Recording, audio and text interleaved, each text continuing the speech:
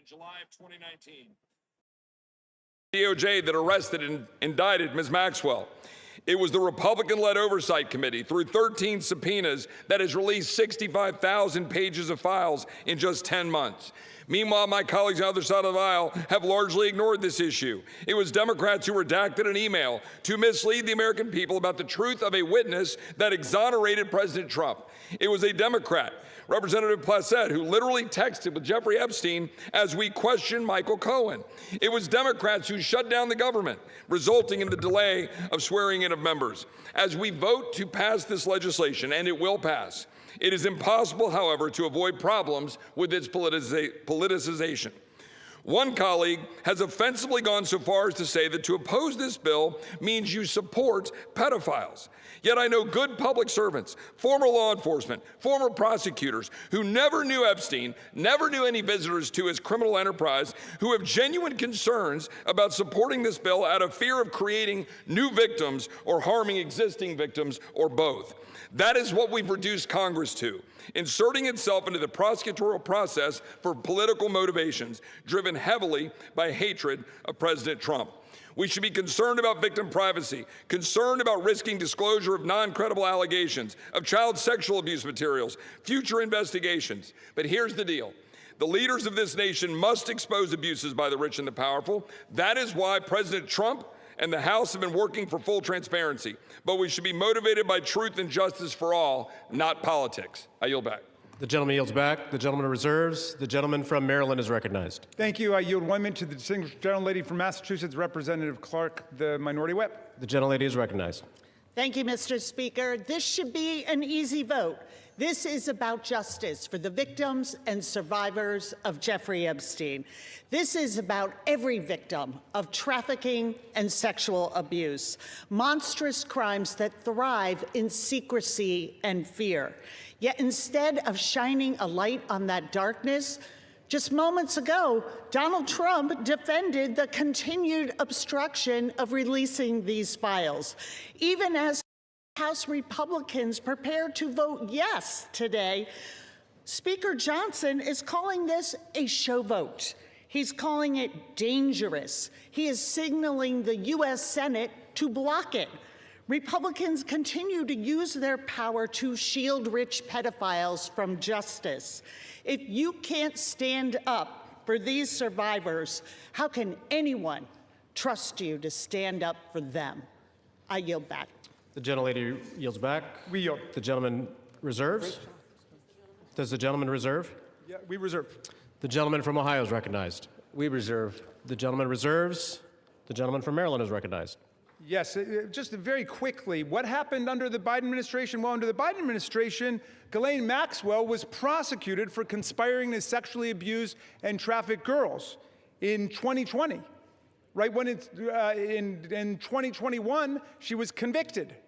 In December of 2021, after a month-long trial in Judge Nathan's courtroom, in 2022, Maxwell was sentenced to 20 years in prison under the Biden administration for sex trafficking and sexual abuse of minors. But when President Trump took office in January of 2025, they killed the investigation. They assembled all the materials, they got all the prosecutors together, and they terminated the investigation. I yield 1 minute to the distinguished gentleman from Illinois, Mr. Raja Krishnamurthy. The gentleman from Illinois is recognized.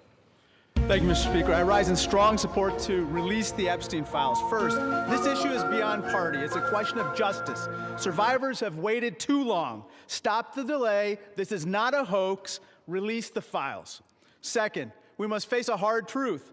Silence that shields the powerful is a betrayal of those they hurt. Congress must reject any attempt, including a presidential pardon or any form of clemency for Ghislaine Maxwell.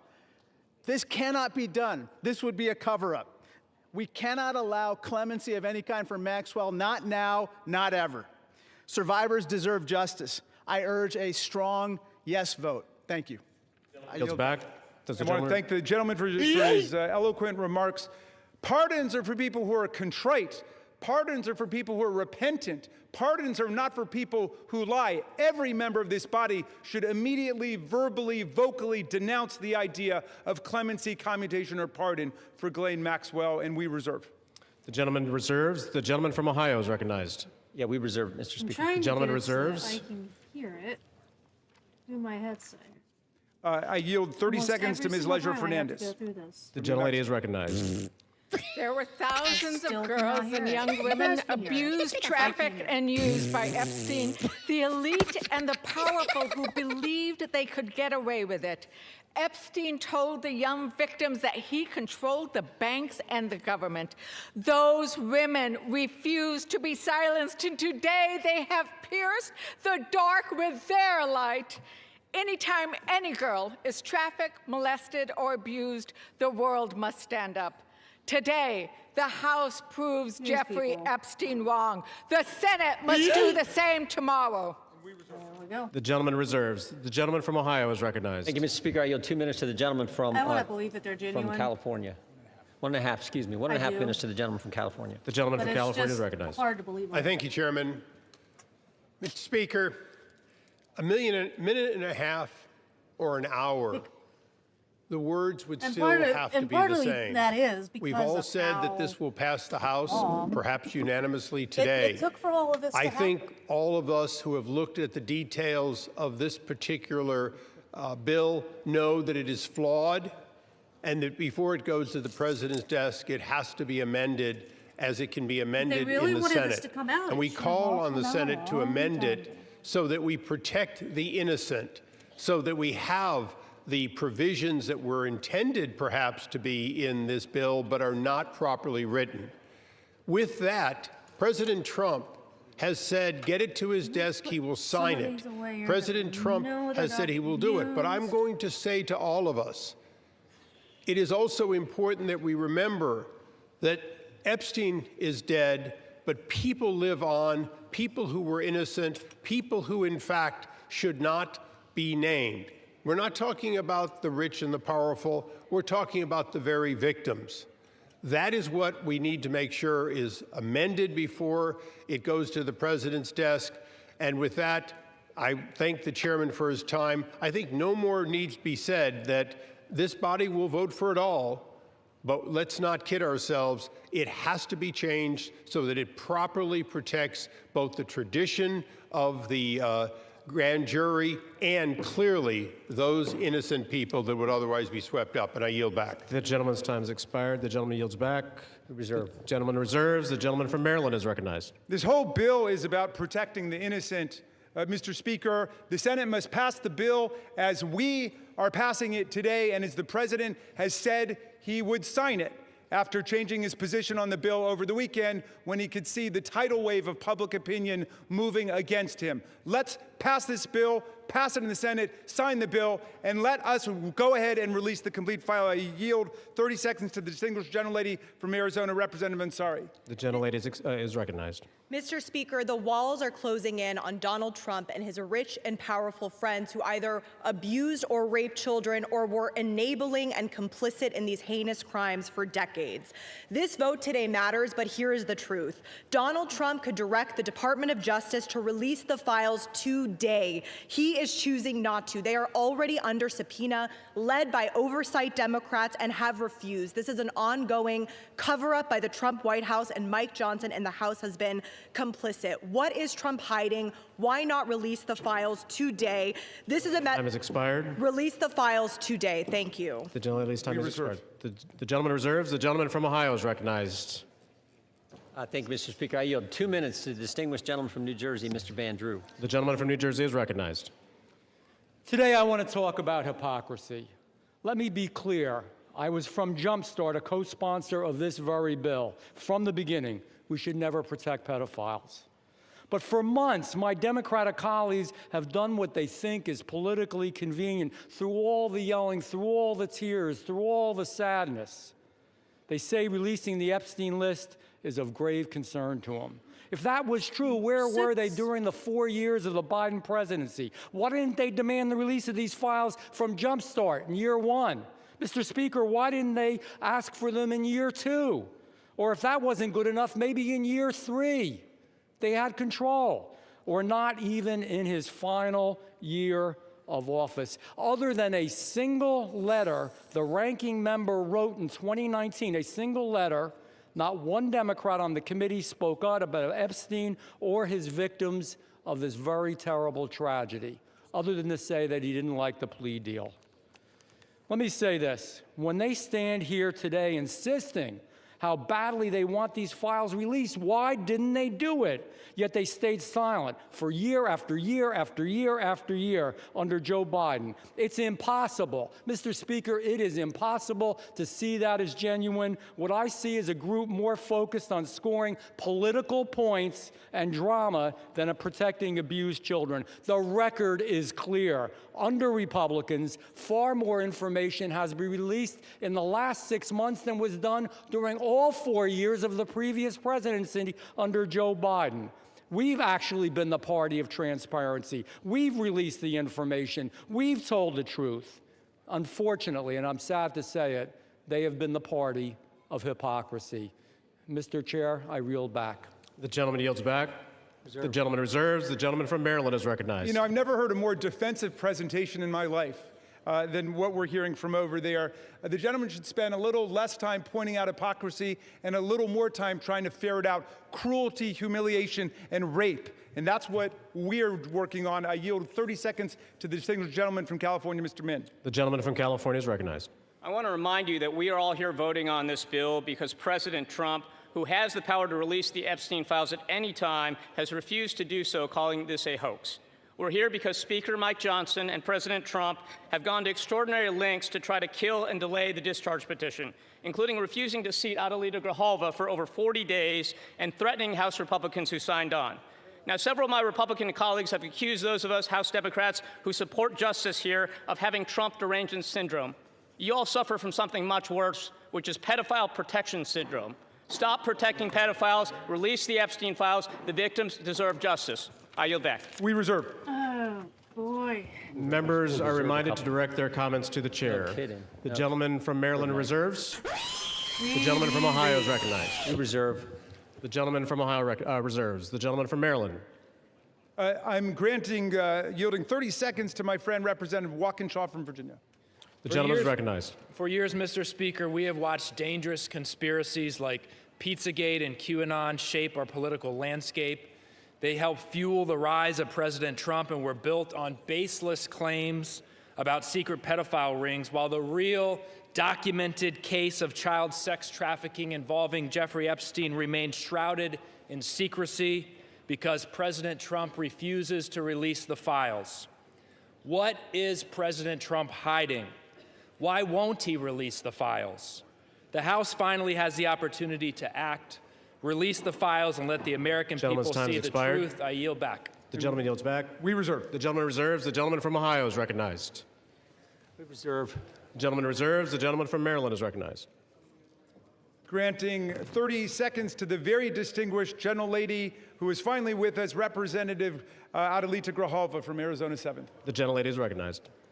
Thank you. Mr. Speaker, I rise today to acknowledge the survivors, family members, and advocates who are here today and have never given up. The legislation in front of us, at its core, is about something very simple. The survivors deserve justice. The American people deserve the truth. To every survivor watching, your courage is inspiring. You are the reason why this vote is happening today. Protecting women and children from pedophiles should not be a Democratic issue, should not be a Republican issue. It should be a human rights issue and a matter of justice. I urge my colleagues to vote yes on the Epstein Files Transparency Act. I yield back. Thank you. Thank you, and we reserve. The chair will remind all persons in the gallery that they are here as guests of the House and that any manifestation of approval or disapproval of proceedings is in violation of the rules of the House. The gentleman from Maryland. Yeah, but I'll just add they're here as honored guests of the House, and we're delighted they're here, and with that, we reserve. The gentleman reserves. The gentleman from Ohio is recognized. Yeah, we reserve. The gentleman reserves. The gentleman from Maryland. I'm granting 30 seconds to Representative Lois Frankel from Florida. The gentlelady from Florida is recognized. Mr. Speaker, for far too long, the survivors of Jeffrey Epstein's abuse were failed. by a justice system that minimized their suffering and prosecutors who treated young girls as if they were criminals. That was wrong, and I am here with my colleagues to promise this. We will get to the bottom of why the Epstein survivors were treated so badly, who made those decisions, and who were they protecting. No more secrecy, no more excuses. We all deserve the truth, and I thank the survivors for their courage and perseverance. Your voices are being heard. The gentlelady yields back. The gentleman reserves the balance of his time. The gentleman from Ohio. Thank you, Mr. Speaker. I yield 1 minute to the distinguished gentleman from the great state of Louisiana, the Speaker of the United States House of Representatives, Mr. The gentleman from Louisiana is recognized. Thank you, Mr. Speaker. Thank you, Chairman Jordan, for doing such an extraordinary job on all of this. For 43 long days, the Democrats held this House and the entire country hostage. Finally, with the lights back on, this body's returning to our regular legislative session. We have a lot of work to do. My colleagues on this side of the chamber are ready and eager to get back to our urgent legislative work that we promised the American people we would do.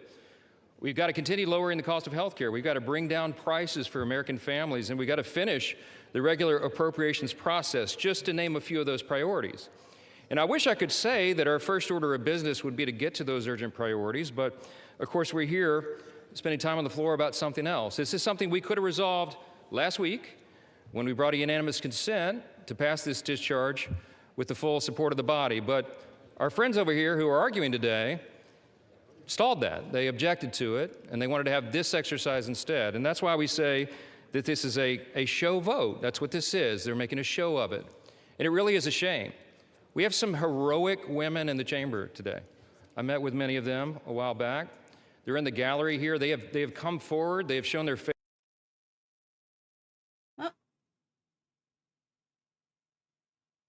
faces. They've used their names to share the unspeakable tragedies that many of them were subjected to, some of them when they were very young.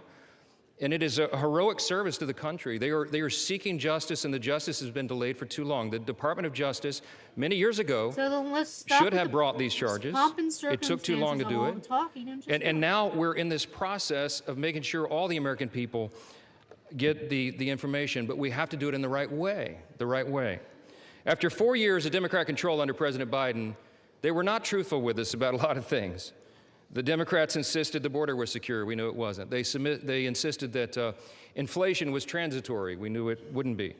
They misled the American people about the obvious mental and physical decline of the previous commander-in-chief. And now those same Democrats are demanding transparency. Suddenly, transparency is their new word.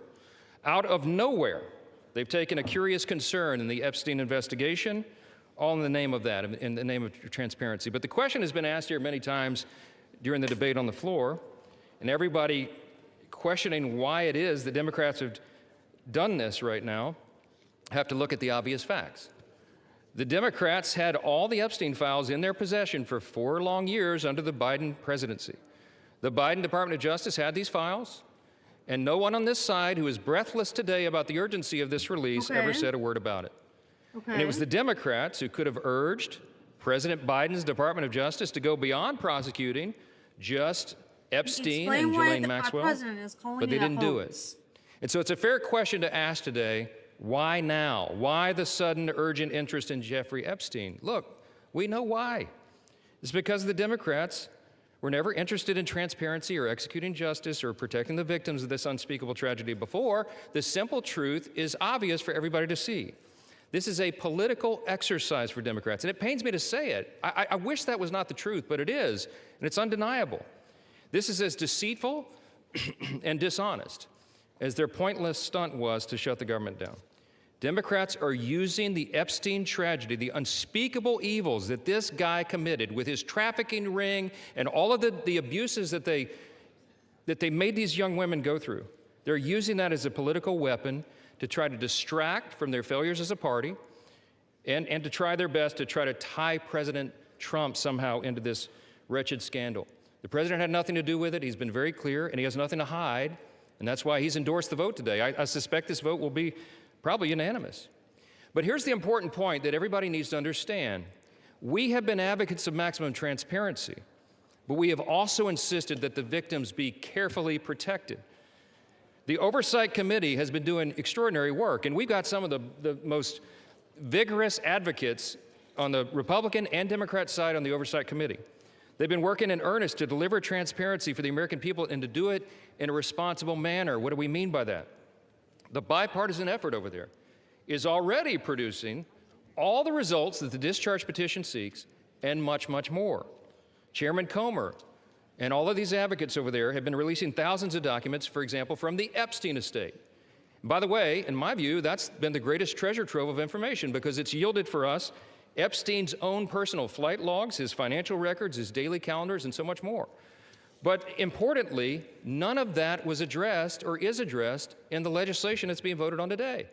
The estate files wouldn't even have been encompassed in that. And so it goes to show that the Oversight Committee is doing it from the right way. From the very beginning, we've been insistent that this matter be handled carefully and with the utmost caution and care for the people who have been harmed. They should not be made to suffer any longer. We're talking about real people's lives at stake here, and young victims who don't want to be dragged into this political game that could get hurt further. But the Democrats are rushing the release of thousands of unsubstantiated documents that may be included in this, that are going to be in the public domain with the passage of this bill. And there are serious deficiencies in the legislation that I have noted at length, and Republicans have to work to address those deficiencies in the Senate if and when this legislation is advanced. I stood before the American public today at our press conference and I explained in detail the dangers of the discharge petition. We have posted at my website, speaker.gov, a summary. The legal counsel, a small army of lawyers, put this together. I used to be a federal court litigator. Many of my colleagues who have spoken today were. We understand the dangers of how this was haphazardly drawn up. And among them, by the way, Mr. Speaker, before I forget, I seek unanimous consent to enter into this document into the record. It's on the website. It's entitled, How the Flaws of H.R. 4405 Could Re-Victimize Epstein's Victims, Create New Victims, and Damage the Judicial System. It is dated today. Thank you. And it summarizes just 5 or 6 of the major concerns. Among them, it fails to fully protect victim privacy. It could create new categories of victims. It potentially jeopardizes grand jury secrecy. It fails to prohibit release of child sexual abuse materials that are not appropriately defined in the legislation. It jeopardizes future federal investigations, and we have national security concerns regarding classified information. We'll put this in the record because we need the legislative record to reflect what is the legislative intent behind this vote. No one's going to be stupid enough to post it online. Federal statutes and whether or not they could survive, and legislative intent is important. And we need to say clearly for the record, as a Speaker of the House, I'm saying to you, this legislation that will pass today is flawed and it must be amended. This is the question is, why didn't we amend it here before we passed it? That because the authors won't allow it. That would because under the rules of the automatically House, under a be discharge illegal. petition, they have to agree to consent for the legislation to be amended, and they're not doing that. So now we rely upon our partners in the other chamber to get that done, and they need to do that. The victims deserve our utmost respect. In fact, they should be saluted for their courage. And the young women who have not come forward, who are now some of them are middle-aged women who have not come forward, you're insisting also deserve our respect, and they deserve to be protected. Don't. Republicans support transparency. We want maximum transparency, especially when it comes to disclosing the names of anybody who had anything to do with these evils, anybody who conspired with or aided in any way Jeffrey Epstein. They must be brought to justice. We want the bill to be amended so it doesn't, at the same time, violate victim privacy, create new victims, disclose the names of any whistleblower or informant, cause the release of grand jury materials or child sexual abuse materials, or undermine our national security. And if and when the Senate takes this up, we will work with our colleagues over there to make sure that these things are corrected. I'll just close with this this simple thought. Unless he was an agent on the side, it shouldn't be violating our national security. But it's time for this to come to light. I expect that this will be a unanimous vote, and it will reflect what I think every member in this chamber, and I'll say this now, at least in recent days, every member of the chamber on the Democrat side, they didn't say anything for 4 years, but they're for maximum transparency now, and so is this side. But we want to do it in a respectful and careful manner so that we don't subject innocent people to further harm. And that has been the whole thing. I told all my members today I'll be voting yes on this, and I suspect almost everyone will. We'll send it to the Senate, and we hope it's corrected. Thank you for the time, Mr. Speaker, and I yield back. Gentleman reserves. The gentleman from Maryland is recognized. I'm yielding to Mr. Gomez for the sole purpose of making a parliamentary inquiry. Mr. Gomez is recognized. Mr. Speaker, If I you really rise think that there's to ask a that point of kind of parliamentary danger, then you inquiry. shouldn't be Is this voting an yes on appropriate time to point out that the Republicans named children's savings account in their so-called one big beautiful bill after Donald Trump, someone connected to one of the Gentleman most has not notorious stated pedophiles a in this country? parliamentary Or inquiry. that the Speaker The of the gentleman will House just suspend. lied on the floor by stating that there was protection. gentleman will There isn't suspend. protections for the victims in the Epstein bill. The gentleman is no longer recognized. The gentleman from Maryland, you are recognized. I am prepared to close. I've got no more speakers on my side. The gentleman reserves. Gentleman from Ohio is recognized. Thank you, Mr. Speaker. No. Gentleman from Ohio has 30 seconds. Can I inquire how much time is remaining? 30 seconds. I'm wanting to. Okay. Don't like how hard they make it to get the chat off of there.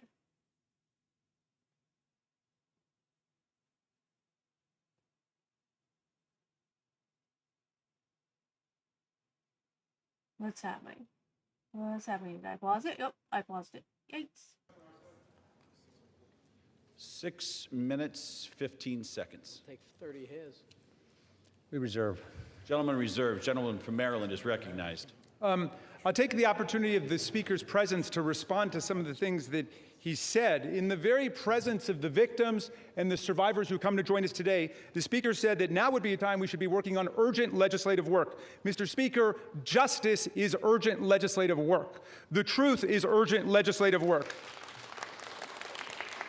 The Speaker says, why now? Why now? Well, Mr. Speaker, you were the one who refused to swear in Adelita Grahova for 50 days. We would have done it 50 days ago, but she provided the 218th signature on the discharge petition. So why now? It was because of your dilatory tactics, your delay, your postponement of it. Now, the gentleman says that there are not sufficient protections. There are protections in the bill for the victims to make sure that their names will be redacted. And yet we hear even the Speaker of the House of Representatives openly inviting the U.S. Senate to start finger painting on this bill, which we have waited more than 5 months to bring to the floor. The Senate should pass the bill exactly as it's written. The president should sign it exactly as he said he would when he finally changed his mind. And the Epstein file must be released. Moreover, if the president is serious about what he's saying, he's got the power to release the Epstein file right now.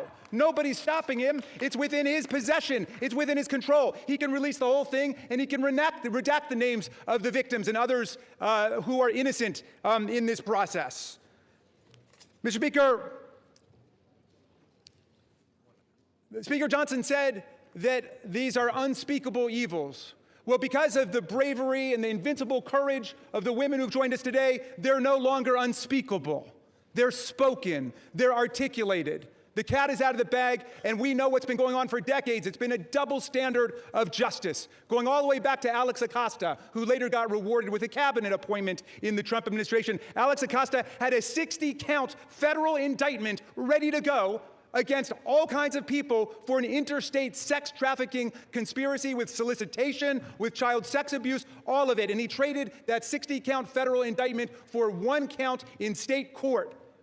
And Jeffrey Epstein ended up getting the sweetest of sweetheart deals ever on the plea bargain front. He was free from 8 a.m. to 8 p.m. to do whatever he wanted and continuing to perpetrate his crimes and run his conspiracy. And then he would come and he would watch TV and spend the night in jail. And it was over in about a year after the rape and sexual abuse of hundreds and hundreds of girls. And he kept going and he kept at it. We want the whole truth to come out.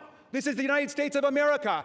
Even the British monarchy wouldn't put up with this. How about the American democracy? How about we say, no way, we're not going to allow this cover-up to go on for 1 day more. And I'm glad the president changed his mind after pulling out all the stops to try to get one of our Republican colleagues to change their mind, to remove their name from the discharge petition. He gave up. And I want to salute the gentlelady from Colorado from having the courage to stand her ground in the Situation Room in the White House and say, no, she wasn't going to be bullied. No. So I'm glad the president changed his mind. But let's be clear, Mr. President, you've got the power today to release the entire file. That's what you called for. That's what Pam Bondi called for. That's what Kash Patel called for. So we don't need anybody calling for the Senate to slow things down for more weeks and more months. The American people have had it. We'll reserve. Gentleman reserves. Gentleman is reminded to direct your comments to the chair and not your colleagues. The gentleman from Ohio is recognized, and you do have 90 seconds remaining. Correction. Thank you, Mr. Speaker. I yield 30 seconds to the gentleman from Texas. Gentleman from Texas is recognized. The Democrat Party, with help from the dishonest media, used the Epstein files not to seek justice from the victims, but to smear President Trump. And it's sickening, quite sickening. The Democrats have used the Epstein files to distract the American people from the wins President Trump and his administration have delivered for the American people for the last 11 months. I'm proud to work with my Republican colleagues on the House Oversight Committee in coordination with the Justice Department. 65,000 pages of documents are related from Epstein released. What have my Democrat colleagues done? They selectively leaked and altered documents to mislead the American people. As President Trump has stated, we have nothing to hide here. I'm voting to release the files so that we can move on from this smear campaign the Democrats have manufactured. God bless Gentleman's Donald J. time has Trump. expired. Gentleman from Maryland is recognized. Reserve the balance of my time. Gentleman reserves. Gentleman from Ohio reserves. Gentleman from Maryland is recognized. All right. How much time do I have to close? You have 2 minutes. Thank you, Mr. Speaker. And I want to thank all of America for tuning in to this. I want to thank Representatives Massey and Khanna, Representative Green, all of those who have insisted upon bringing the truth forward and a reckoning with the reality of one of the worst international child sex trafficking rings ever to exist in the United States and the cover-up attendant to it. We've got the opportunity today to do justice for the victims, for the survivors who have come forward to say that the voice of the victims and the survivors must be put at the very center of our deliberations, not shunted off to the side, not submerged, not subordinated, but put at the very center. We must hear from the people who themselves were victimized by this nightmare. Now, our colleagues across the aisle seem to want to make this into some sort of partisan contest. I haven't heard so much talk about the Democrats since the Democratic National Convention. And all that we've done here is to say we want to bring the truth forward along with a bipartisan group. We don't want the Senate monkeying around with this in order to slow things down. We want it passed in the Senate. We want it signed. And before that, if the president is true to his word and he wants to see all of this come to light, he can release it now instead of fighting, kicking, and screaming every step along the way. But I'm glad he's changed his mind, and I hope he maintains the momentum he's got to stick with the vast majority of the American people who want to see that the truth is done here. And while he's at it, the administration could reconsider their terrible policies, gutting federal offices and programs designed to combat violence against women. The DOJ terminated hundreds of grants to police departments, defunding the police when it comes to investigating violent sex crimes and to support victims. His DOJ destroyed programs to combat international human trafficking rings. Let's get back on the side of the women. I yield back. Gentleman yields back. The gentleman from Ohio. Thank you, Mr. Speaker. Thank you, Mr. Speaker. The Speaker Johnson said it right. Why now after 4 years of doing nothing? Because going after President Trump is an obsession with these guys. Best example is John Brennan testified in front of our committee under oath, said he was not involved with the dossier. Only problem is Tulsi Gabbard declassified a report, released that report, and it said exactly the opposite. And she related a story in there where a CIA official went up to Mr. Brennan and said, we shouldn't include this in the report. And John Brennan's response was, yeah, but doesn't it ring true? Forget the facts, forget the truth, go after Trump, put it in. Same dynamic at work here. We're all for protecting innocent victims. We're all for exposing the bad guys who did bad things. But this is an obsession with the left. For 10 years, it's going after President Trump. So vote yes. Make sure the bad guys are held accountable. We all want to do that. Speaker Johnson's right. I think it's going to be unanimous. But understand what they're doing, because they had 4 years and didn't do a darn thing. With that, I yield back. Gentleman yields back. The question is, will the House suspend the rules and pass the bill H.R. 4405? Those in favor say aye. Aye. Those opposed say no. In the opinion of the chair, 2/3 being in the affirmative, the rules are suspended. The bill is passed, and without Can I request a objection, recorded vote, Mr. Speaker? The gentleman from Maryland is recognized. Yeah, I'm requesting a recorded vote. The gentleman from Maryland has requested a recorded vote. Those favoring a recorded vote will rise. A sufficient number having risen, a recorded vote is ordered. Members will record their votes by electronic device. Pursuant to Clause 9 of Rule 20, this 15-minute vote on the motion to suspend the rules will be followed by 5-minute votes on ordering the previous question on House Resolution 879, adoption of House Resolution 879 if ordered, and adoption of House Resolution 878. This is a 15-minute vote.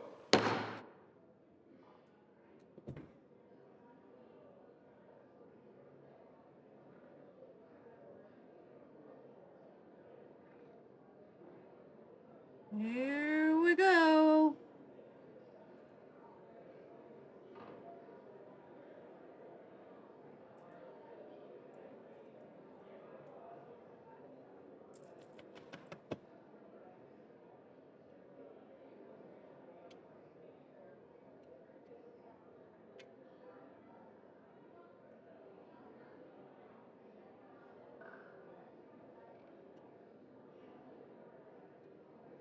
Okay, that's fine. Who is the letter P?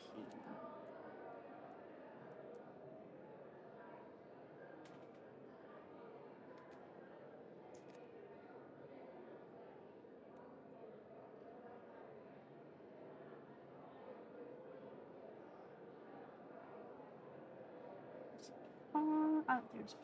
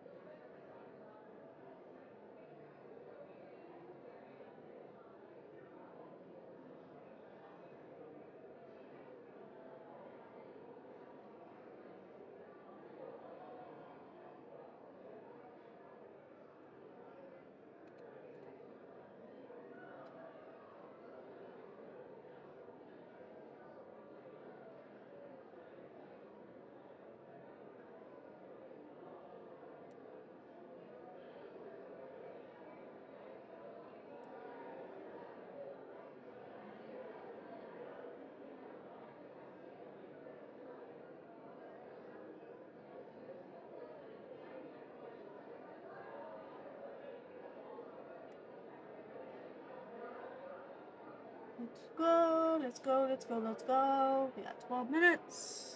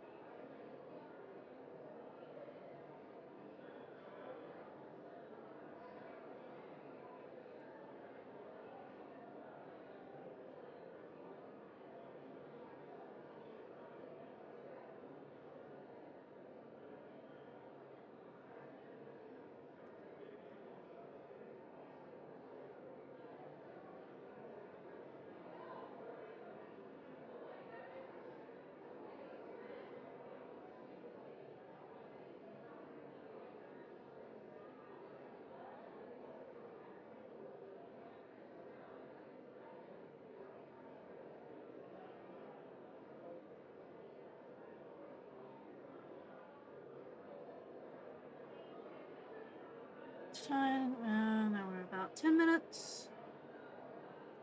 And of course, there is nobody voting nay.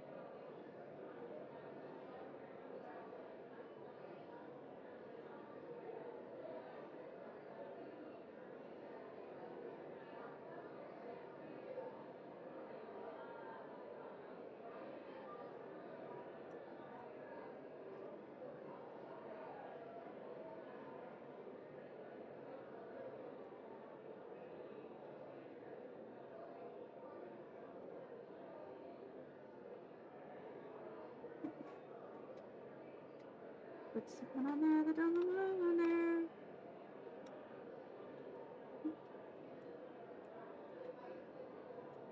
Gives you an idea just how sticky this thing is.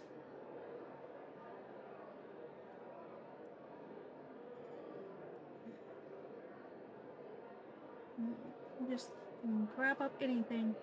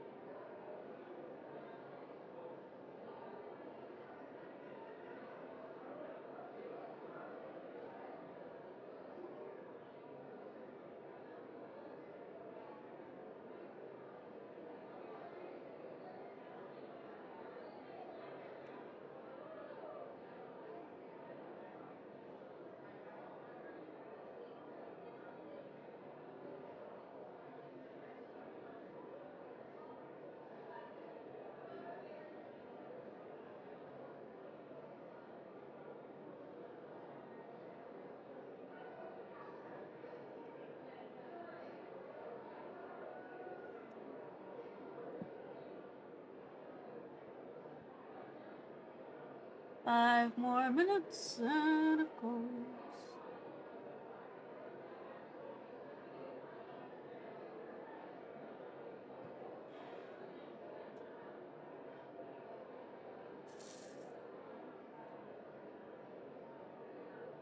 It's gonna be unanimous.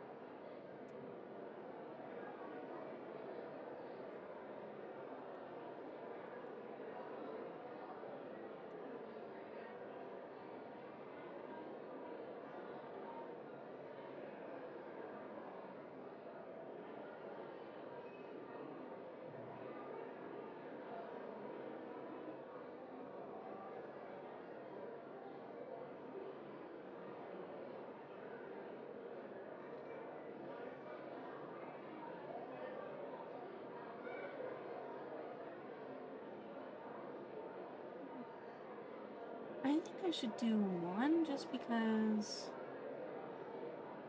it looks like there isn't very many that can know.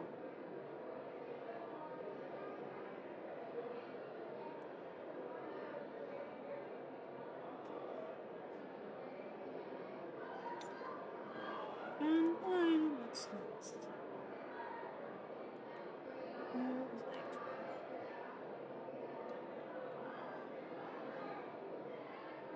I think I might be able to do one and then put one away and not have to worry about one.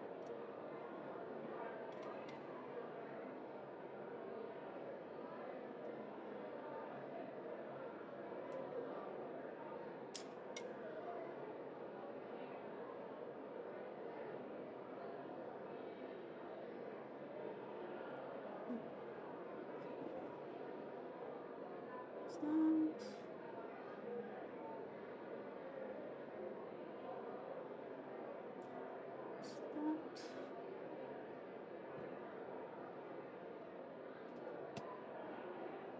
Maybe I should use probably some more.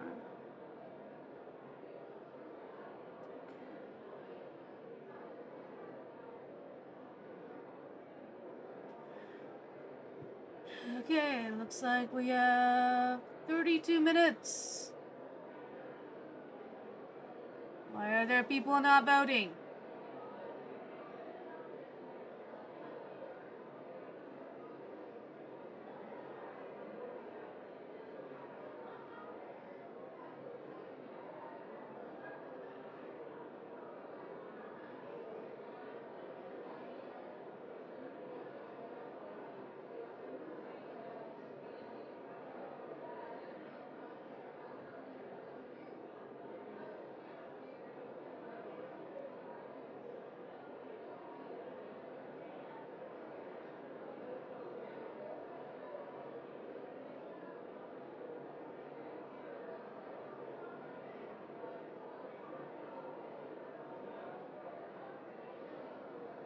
Why was there anybody not voting? This makes no damn sense.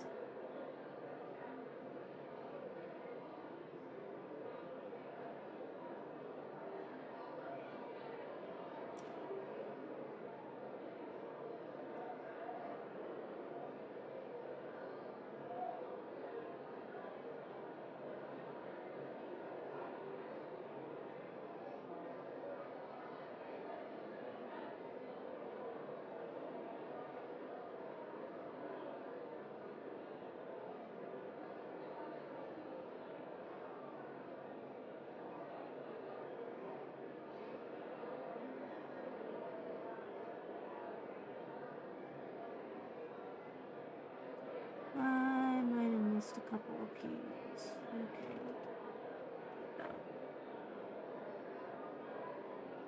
Let's make sure I'm not missing any ones. There really wasn't all that many.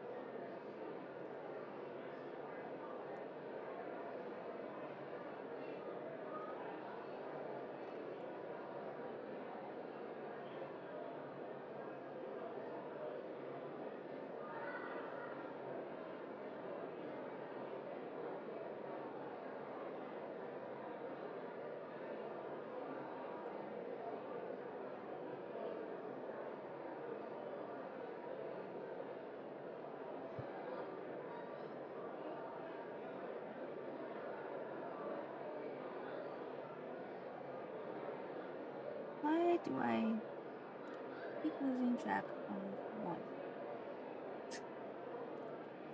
How's it?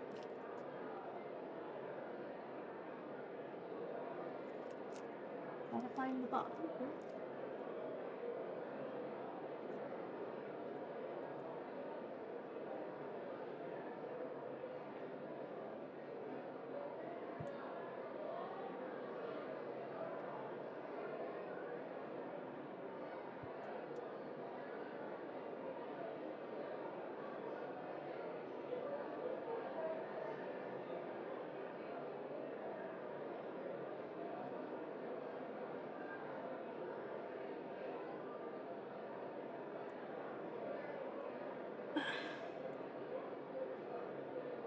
There.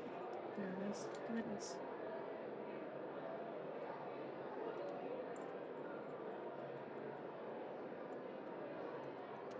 Awesome.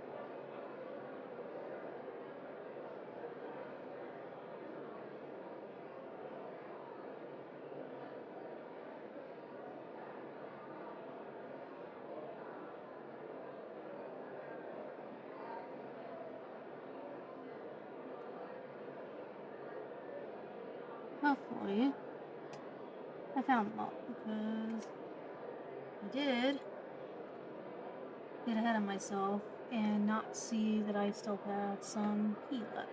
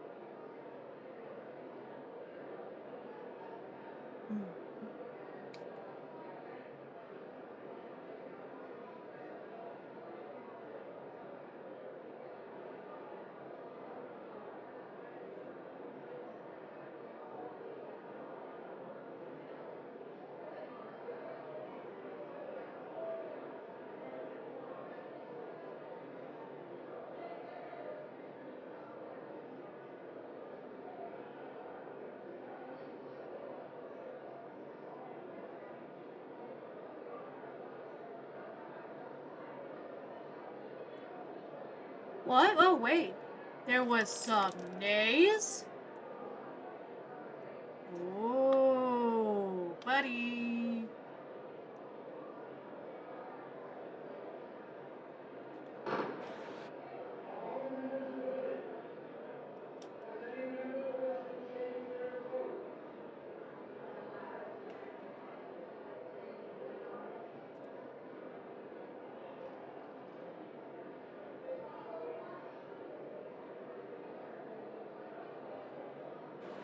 There was one Republican. On this vote, the yeas are 427, the nays are 1. 2/3 being in the affirmative, the rules are suspended, the bill is passed, and without objection, the motion to reconsider is laid on the table.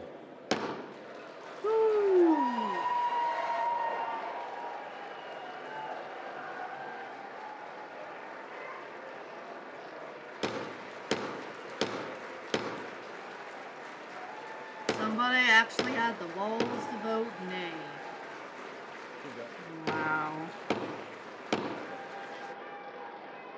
Pursuant to Clause 8, Rule 20, the unfinished business is the vote on ordering the previous question on House Resolution 879, on which the yeas and nays are ordered. The clerk will report the title of the resolution. House Calendar Number 47, House Resolution 879. Resolution providing for consideration of the joint resolution, Senate Joint Resolution 80, providing for congressional disapproval under Chapter 8 of Title 5 United States Code of the rules submitted by the Bureau of Land Management relating to National Petroleum Reserve in Alaska Integrated Activity Plan Record of Decision, providing for consideration of the joint resolution, House Joint Resolution 130, providing for congressional disapproval under Chapter 8 of Title 5 United States Code of the rules submitted by the Bureau of Land Management relating to Buffalo Field Office Record of Decision and approved Resource Management Plan Amendment, providing for consideration of the joint resolution, House Joint Resolution 131, providing for congressional disapproval under Chapter 8 of Title 5 United States Code of the rules submitted by the Bureau of Land Management relating to Coastal Plain Oil and Gas Leasing Program Record of Decision, providing for consideration of the concurrent resolution, House Concurrent Resolution 58, denouncing the horrors of socialism, providing for consideration of the bill, H.R. 1949,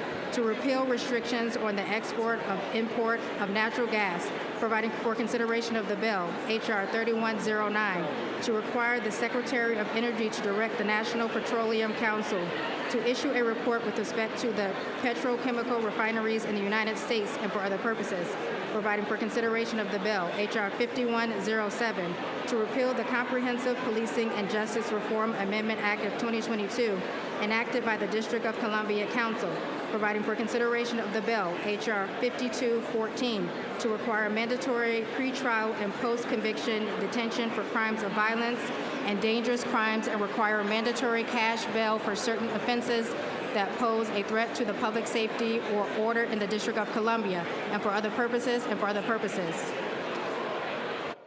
The question is on ordering the previous question. Members will record their vote by electronic device. This is a 5-minute vote.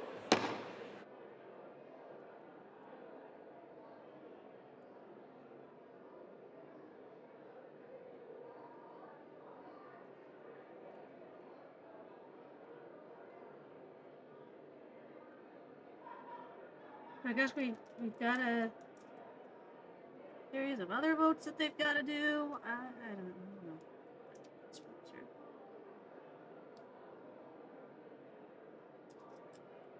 Because all that vote did was say we're going to suspend the rules and we're going to vote on it, whatever the rules that needed suspended.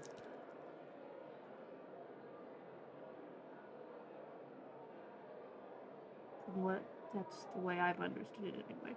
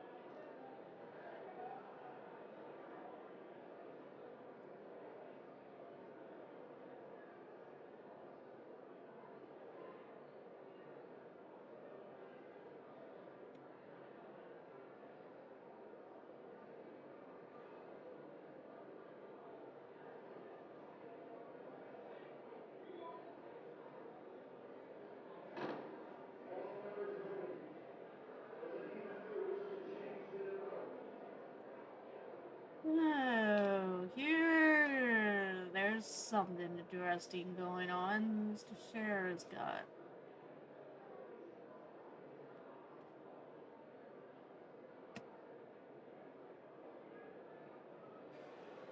On this vote, the yeas are 217, the nays are 211. The previous question is ordered. The question is on the adoption of the resolution. Those in favor say aye. Those opposed say no. No. In the opinion of the chair, the ayes have it. Speaker, For what purpose does the gentleman from Massachusetts rise? I ask for a recorded vote. A recorded vote is requested. Those favoring a recorded vote will rise. A sufficient number having risen, a recorded vote is ordered. Pursuant to Clause 8 of Rule 20, further proceedings on this question will be postponed.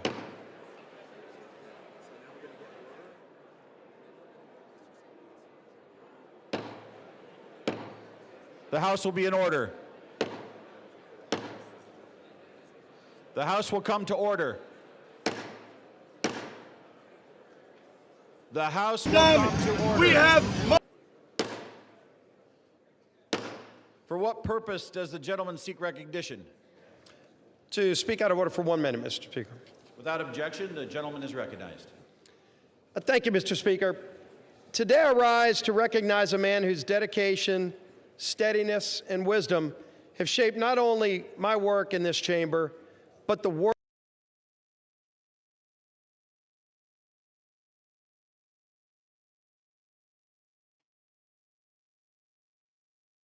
I know. Hold on here.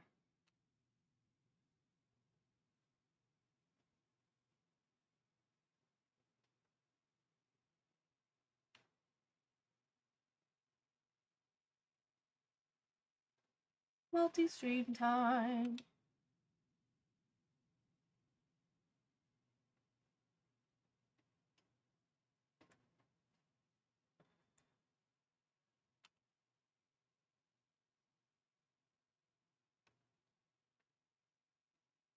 Consequential roles in the House. Policy Director at the Republican Study Committee. Floor Director in the Majority Whip's office. And for the last decade, my Chief of Staff in both the Whip's office and the Leader's office. To me and to countless members of Congress and staff, Brett Horton has been far more than a colleague. He's been a trusted advisor, steady in his approach, wise in his counsel, and deliberate in his words and actions. When the stakes were the highest, Brett's voice was the one you wanted in the room. His fingerprints are on every major Republican policy victory we've achieved in the past decade. But perhaps more importantly, he's been by my side through tough personal and professional challenges that extend far beyond legislating. In the aftermath of the congressional baseball shooting, an event that shook my family, On the left, my here, I have staff, something and this from entire you, conference in Mr. Congress, Brett's leadership and friendship were unwavering. He helped carry us through one of the most difficult and unprecedented challenges we ever faced. Some Mark Mr. in Speaker, Dearborn, Michigan. Public service at this level demands trust, character, and unwavering duty for the institution that is this United States Congress.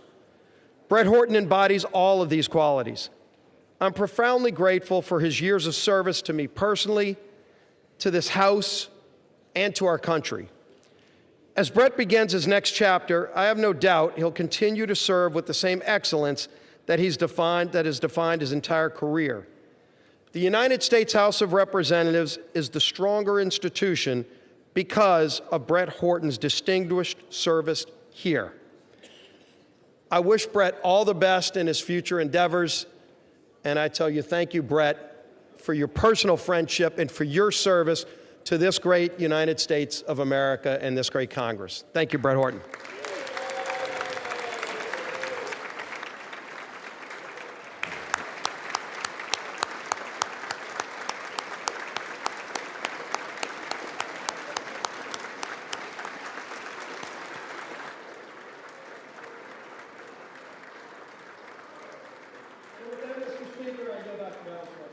Gentleman yields back. Pursuant to Clause 8 of Rule 20, the unfinished business is the vote on the adoption of House Resolution 879, on which a recorded vote is ordered.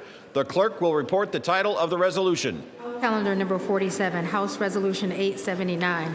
Resolution providing for consideration of the joint resolution, Senate Joint Resolution 80, providing for congressional disapproval under Chapter 8 of Title 5 United States Code of the rules submitted by the Bureau of Land Management relating to National Petroleum Reserve in Alaska Integrated Activity Plan Record of Decision, providing for consideration of the joint resolution, House Joint Resolution 130, providing for congressional disapproval under Chapter 8 of Title 5 United States Code of the rules submitted by the Bureau of Land Management relating to Buffalo Field Office Record of Decision and approved Resource Management Plan Amendment, providing for consideration of the joint resolution, House Joint Resolution 131, providing for congressional disapproval under Chapter 8 of Title 5 United States Code of the rules submitted by the Bureau of Land Management relating to Coastal Plain Oil and Gas Leasing Program Record of Decision, providing for consideration of the concurrent resolution, House Concurrent Resolution 58, denouncing the horrors of socialism, providing for consideration of the bill, H.R. 1949,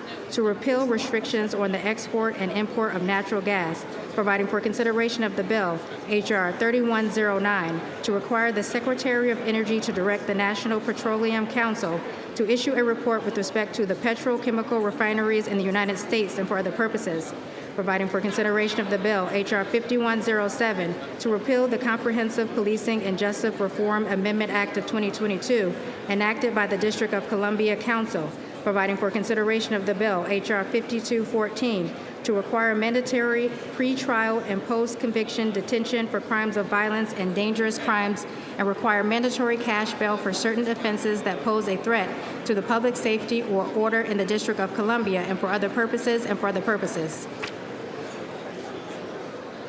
The question is on the adoption of the resolution. Members will record their votes by electronic device. This is a 5-minute vote.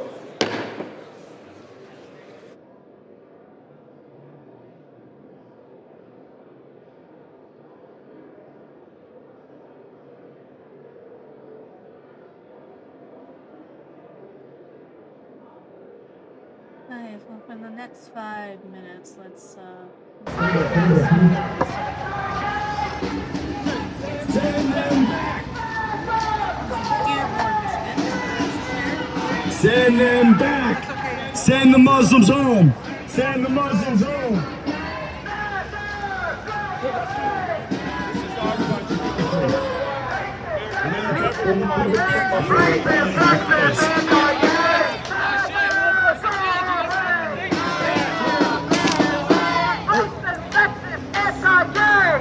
We need it!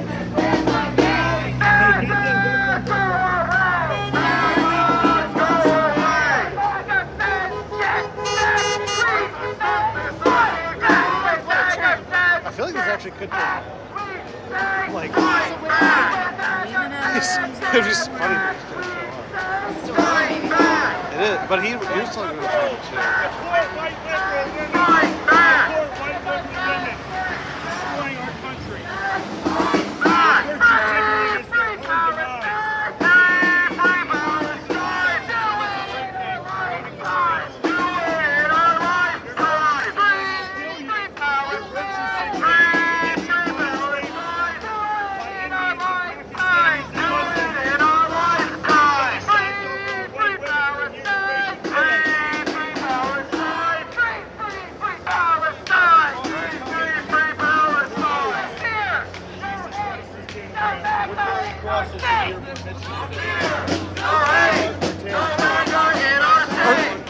I don't mean any offense by this, but are you Christian or Jewish? I'm Christian. I'm a born again Christian.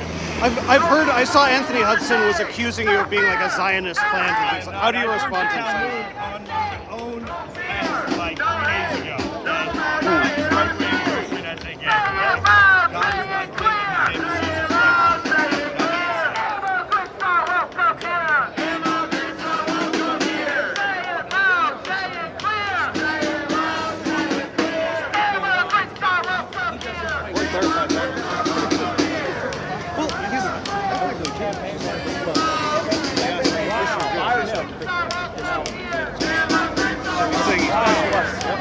Thank you.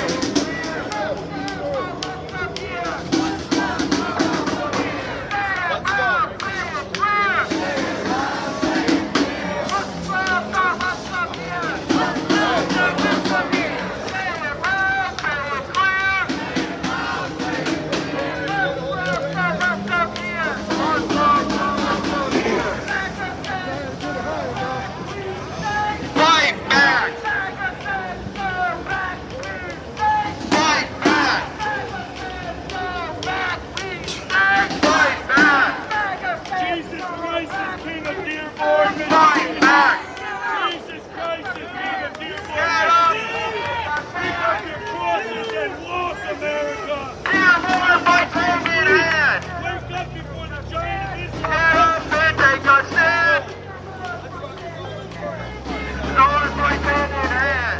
Everybody ready? Get up and take a stand.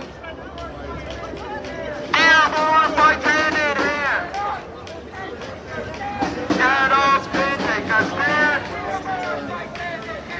Dearborn by taking hand. Take all you. Dearborn will take it down. Tag all you racist clowns.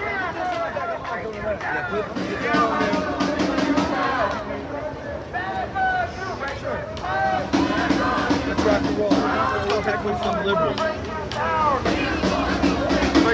Cam Hippie? Sorry? You know Cam Hippie? I know who that is, but no, I know he's here. He's here somewhere, but maybe.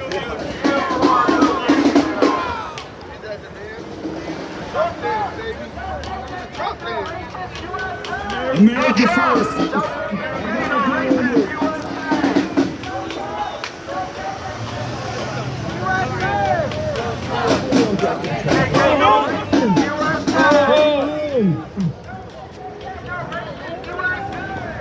America first, America only.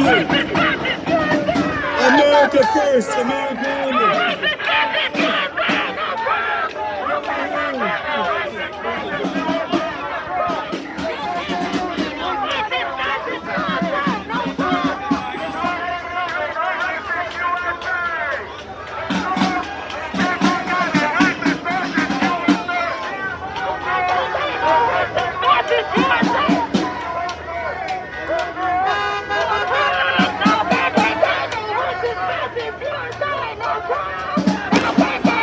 On this vote, the yeas are 217 and the nays are 210. The resolution is adopted without objection. The motion to reconsider is laid on the table.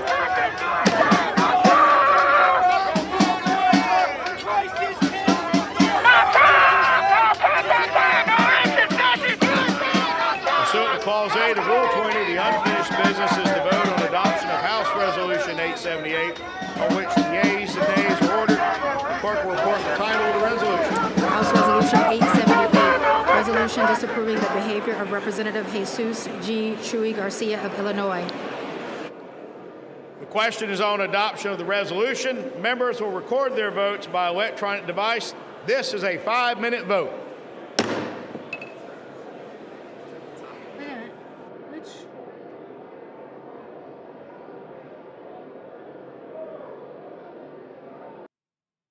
I wanna. I've missed what it is that they're voting on. Chemical refineries in the United States and for other purposes, providing for consideration of the bill, H.R. 5107.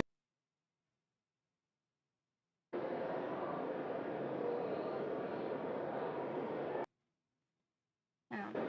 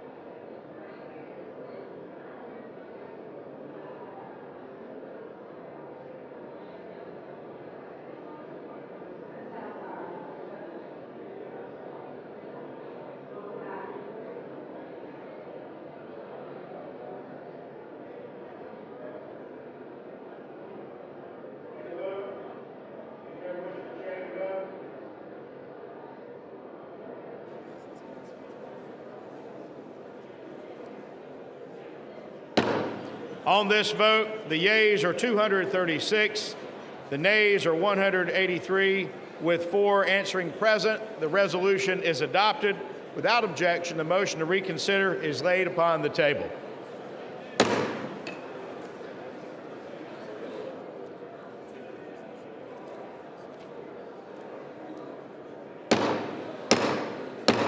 The House will come to order. The House will come to order. For what purpose does the gentleman from South Carolina seek recognition? Mr. Speaker, pursuant to Clause 2A1 of Rule 9, I rise to give notice of my intent to raise a question of the privilege of the House. The gentleman is recognized. Just a moment. Members of the House will come to order. Chair would ask members to please take conversations off the floor. The gentleman is recognized. Mr. Speaker, my House Resolution 888, censoring and condemning Delegate Stacey Plaskett and removing her from the House Permanent Select Committee on Intelligence for conduct that reflects the discredibility on the House of Representatives for colluding with convicted felon and offender Jeffrey Epstein during a congressional hearing.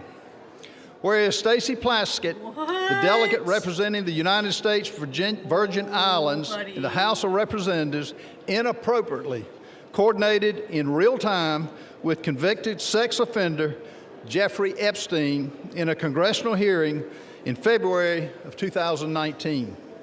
Whereas Delegate Plaskett was actively coached by Epstein during the hearing, receiving instructions on specific lines of questioning, and was congratulated after the message by Mr. Epstein, good work.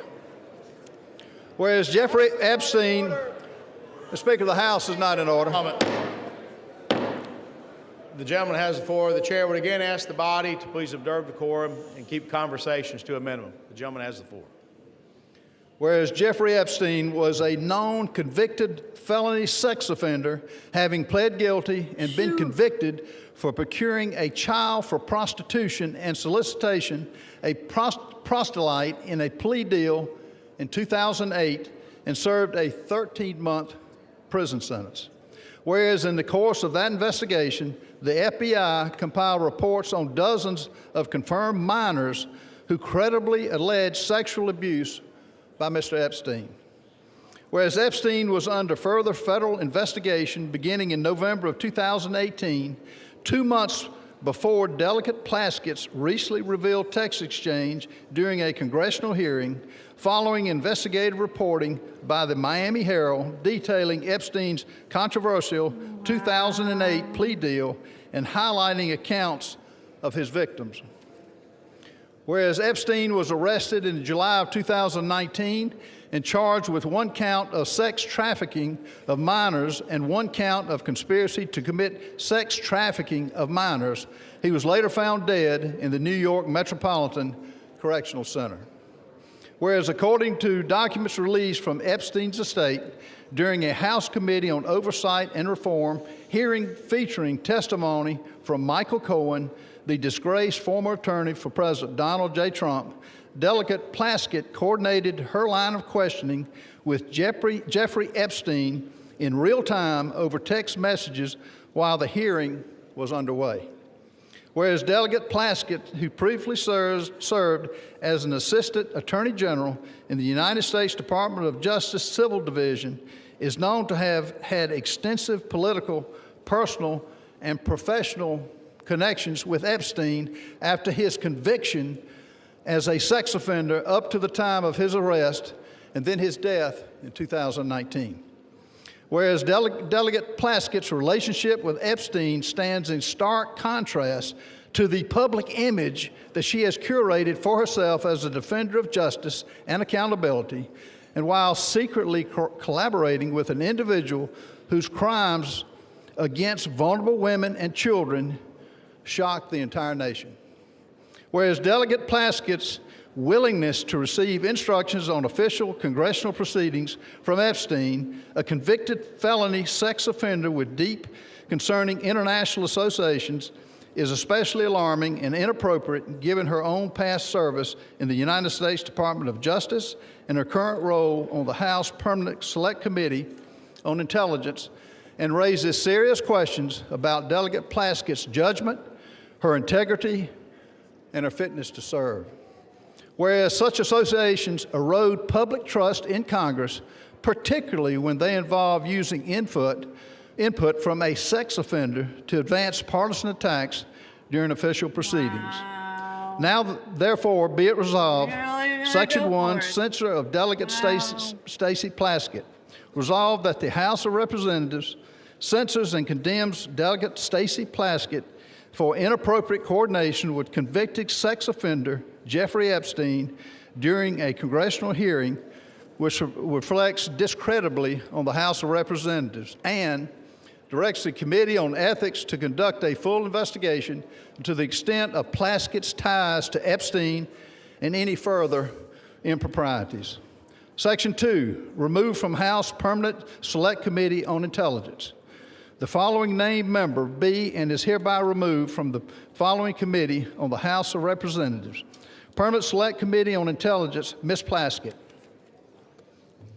The chair will now recognize the gentleman from South Carolina to offer the resolution just noticed. Does the gentleman from South Carolina offer the resolution? I do. The clerk will report the resolution. House Resolution 888. Whereas Stacey Plaskett, the delegate representing the United States Virgin Islands in the House of Representatives, inappropriately coordinated with convicted sex offender Jeffrey Epstein in a congressional hearing in February 2019. Whereas Delegate Plaskett was actively coached by Epstein during the hearing, received instructions on specific lines of questioning, and was congratulated afterwards with the message, "Good work." Whereas Jeffrey Epstein was a known convicted felony sex offender, having pled guilty and been convicted for procuring a child for prostitution and for soliciting a prostitute in a plea deal in 2008 and served a 13-month sentence. Whereas in the course of that investigation, the FBI compiled reports on dozens of confirmed minors who credibly alleged sexual abuse by Epstein.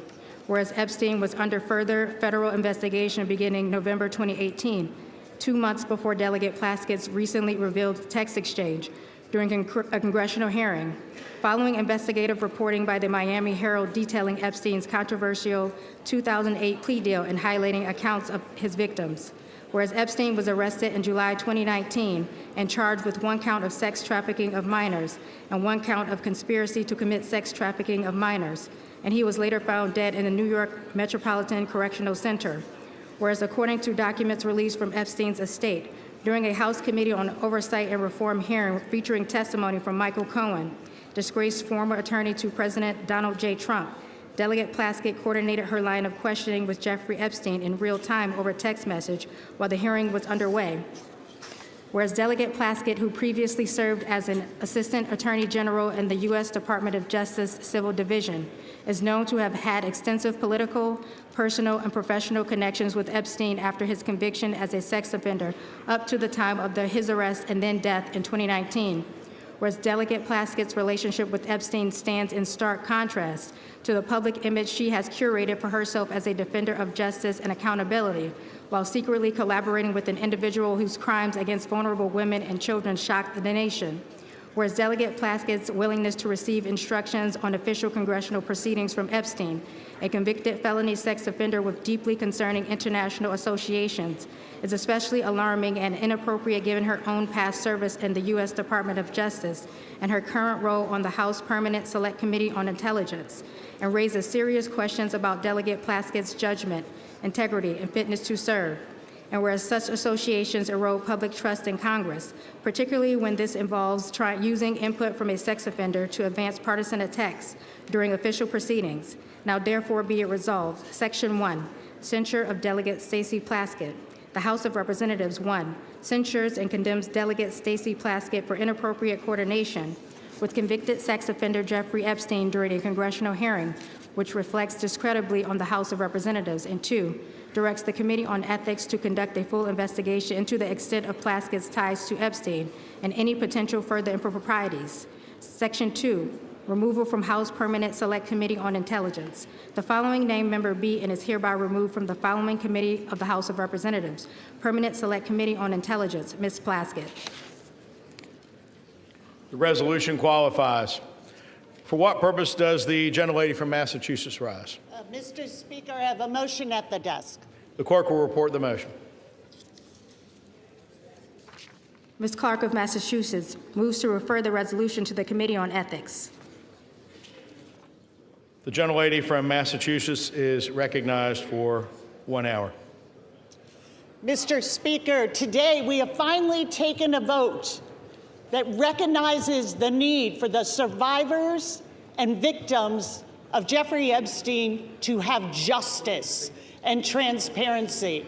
And not minutes later, the gentleman from South Carolina is filing yet another partisan resolution.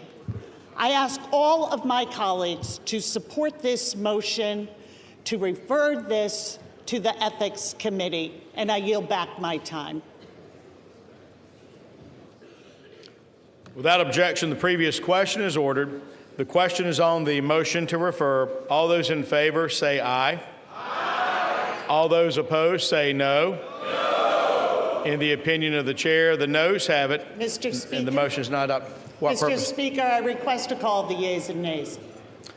The yeas and nays are requested. Those favoring a vote by the yeas and nays will rise. A sufficient number having risen, the yeas and nays are ordered. Members will record their votes by electronic device. 5 minutes will be allowed for this vote.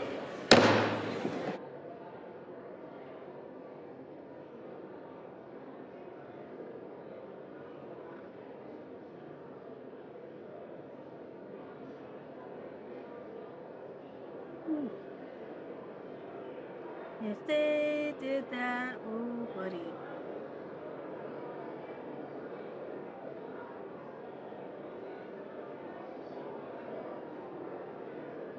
Getting her referred would be something else.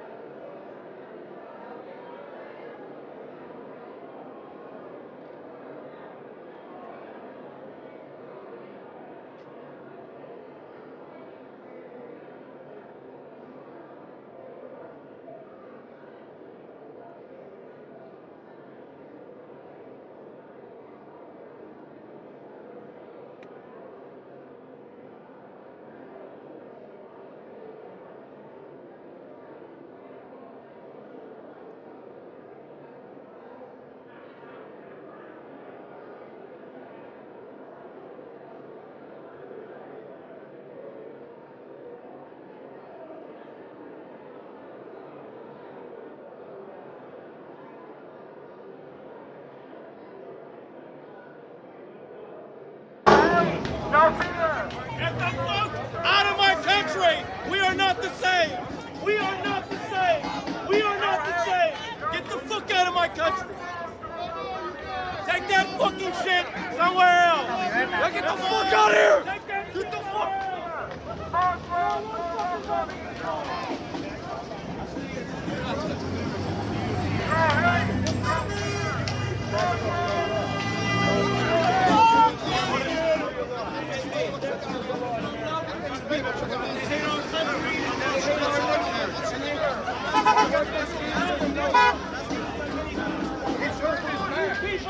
These people, they hate us. We will not support them. Hate is not violence. Guess what? They hate you. They hate you. Come on. They're going to do it. They can't walk. But they can't walk. We have big black men. We need stronger people. Come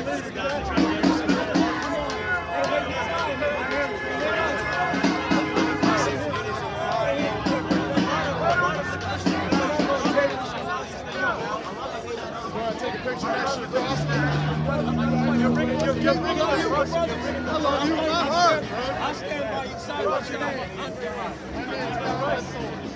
Jesus Christ. Stand here, brother.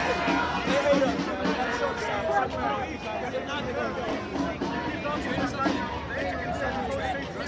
like that. I like that.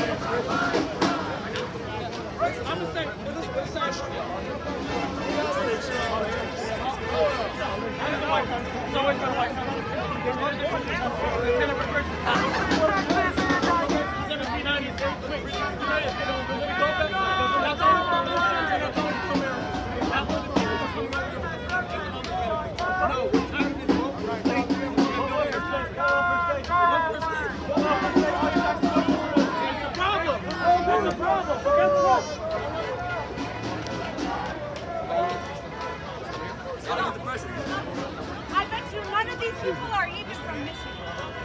None of these people. They are? They're probably from Chicago. Yes! KKK events. Why do you think people are famous for a lot? Hey, talk your shit. Talk your shit. What do you have to say? Allahu Akbar! Allah Akbar. Christ is king. Take that shit back to your country. Take that shit back to your country. Go ahead. Go ahead. America first, motherfucker.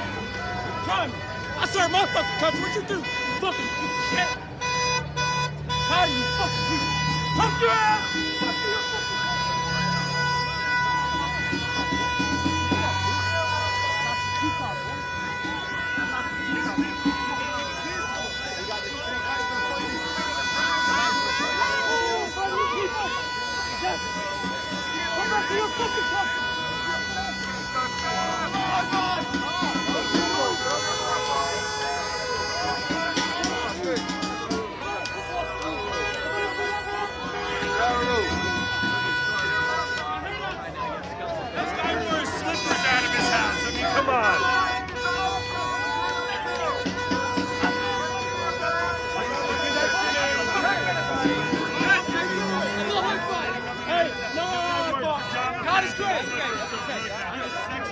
God is great. Keep it peaceful, boys. Keep it peaceful. That's great. I'm sorry, you beating off. They come over here for violent shit. Jesus Christ is my Lord. So your God is a pedophile. No, it does not. Fight for insurgency.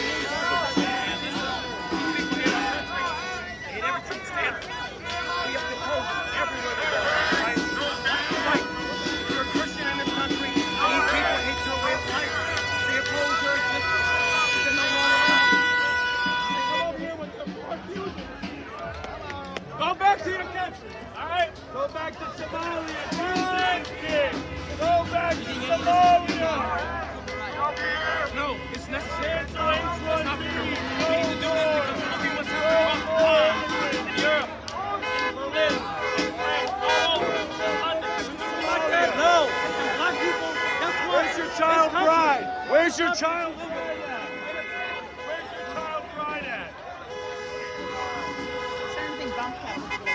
Yeah, actually, I think a lot of people want a fist fight. By the way, no cops. Still, even with everything we just saw.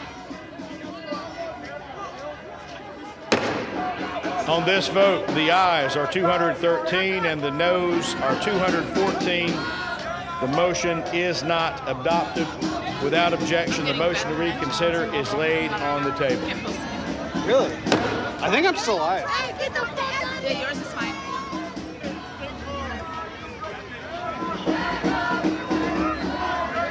Pursuant to Clause 2 of Rule 9, the gentleman from South Carolina, Mr. Norman, and the gentleman from Maryland, Mr. Raskin, each will control 30 minutes. The chair recognizes the gentleman from South Carolina.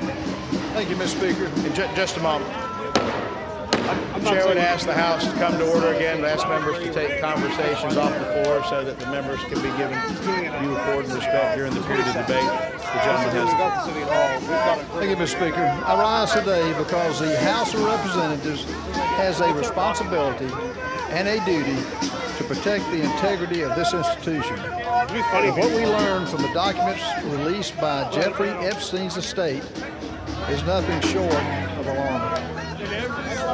Those documents show that Delegate Stacey Plaskett, a sitting member of Congress, coordinated her questioning during an official oversight hearing with a man who is a convicted sex offender, a man whose crimes against minors shocked this entire nation.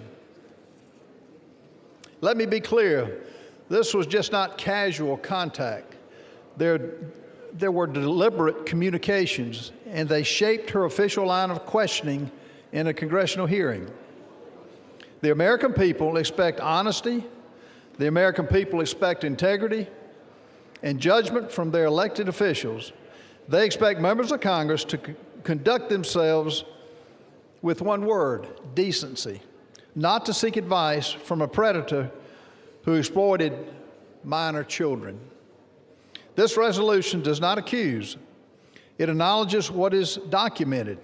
It censures Delegate Plaskett for her conduct, removes her from the Intelligence Committee, where her judgment is paramount, and directs a full investigation into the extent of her relationship with Mr. Epstein. Some will try to spin this as politics, but protecting the honor of this body is not partisan. It's not Democrat. It's not Republican. Standing against a convicted predator's influence in our proceedings is not partisan. It's basic decency. We cannot pretend this didn't happen. The American people deserve better. Speaker, I reserve. The gentleman reserves. The gentleman from Maryland is recognized. Thank you kindly, Mr. Speaker. I yield myself such time as I may consume. The gentleman is recognized. And I rise in opposition to this resolution. We're here today on the floor to support the complete disclosure of information related to Jeffrey Epstein and his billion-dollar international child sex trafficking ring. And our side of the aisle at least supports the release of information relating to anybody who had anything to do with it, whether they're a Republican, a Democrat, an independent, or what have you, period. We insist on complete, full disclosure. This resolution has nothing to do with that. This seems to me to be one more pathetic effort to distract and divert attention from the fact that the president's name appeared more than 1,000 times already in the small fraction of material released on Epstein, and from the failure of the majority to move to disclose this information.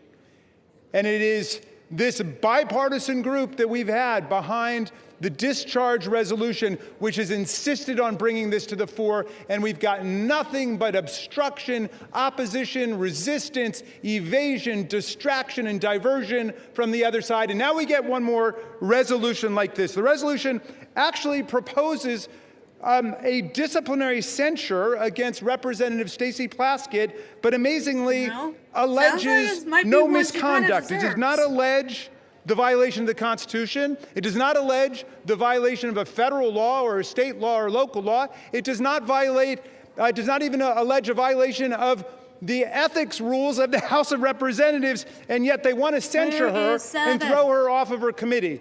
This, a distinguished former federal prosecutor, diligent public servant, representative of the people of the Virgin Islands. Now, criminal justice has two parts to it. One is insisting upon legal accountability for people who do wrong. The other part of it is due process, which may be the two most beautiful words in the English language, certainly the two most beautiful words in the Constitution of the United States. It's due process that protects all of our freedoms and our rights against the arbitrary power of government and the will just to punish somebody without any process at all.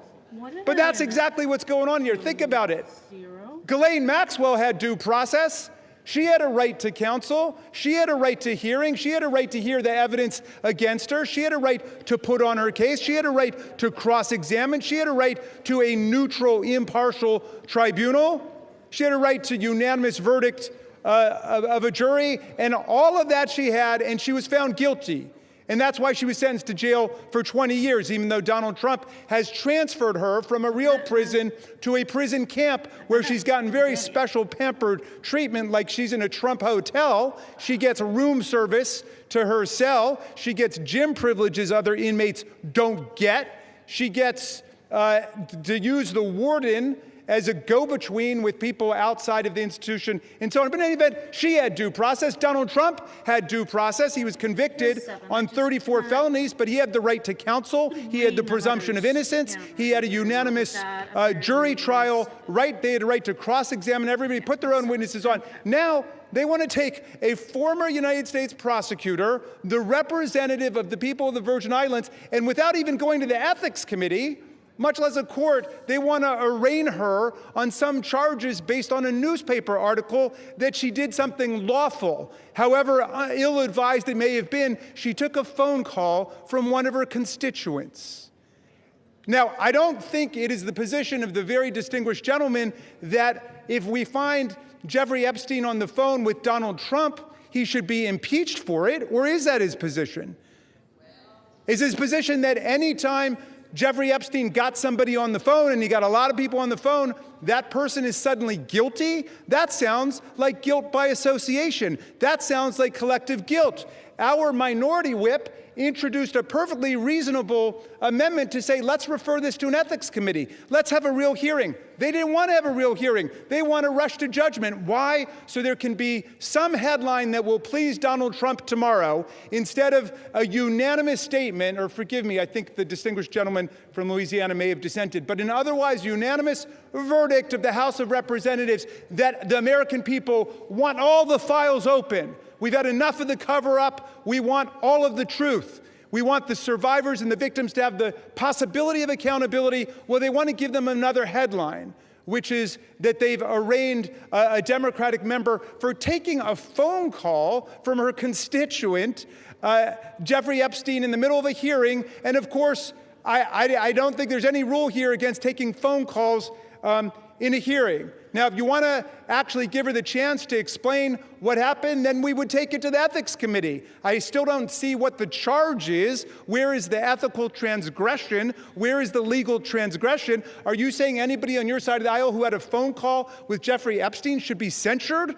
Be careful your answer there, because there's a lot more that's about to come out, right? So you should think about what is the principle behind this rush to judgment. I want to close just with this thought, because I know there were a lot of people in the chamber who were here when this happened, and a lot who weren't.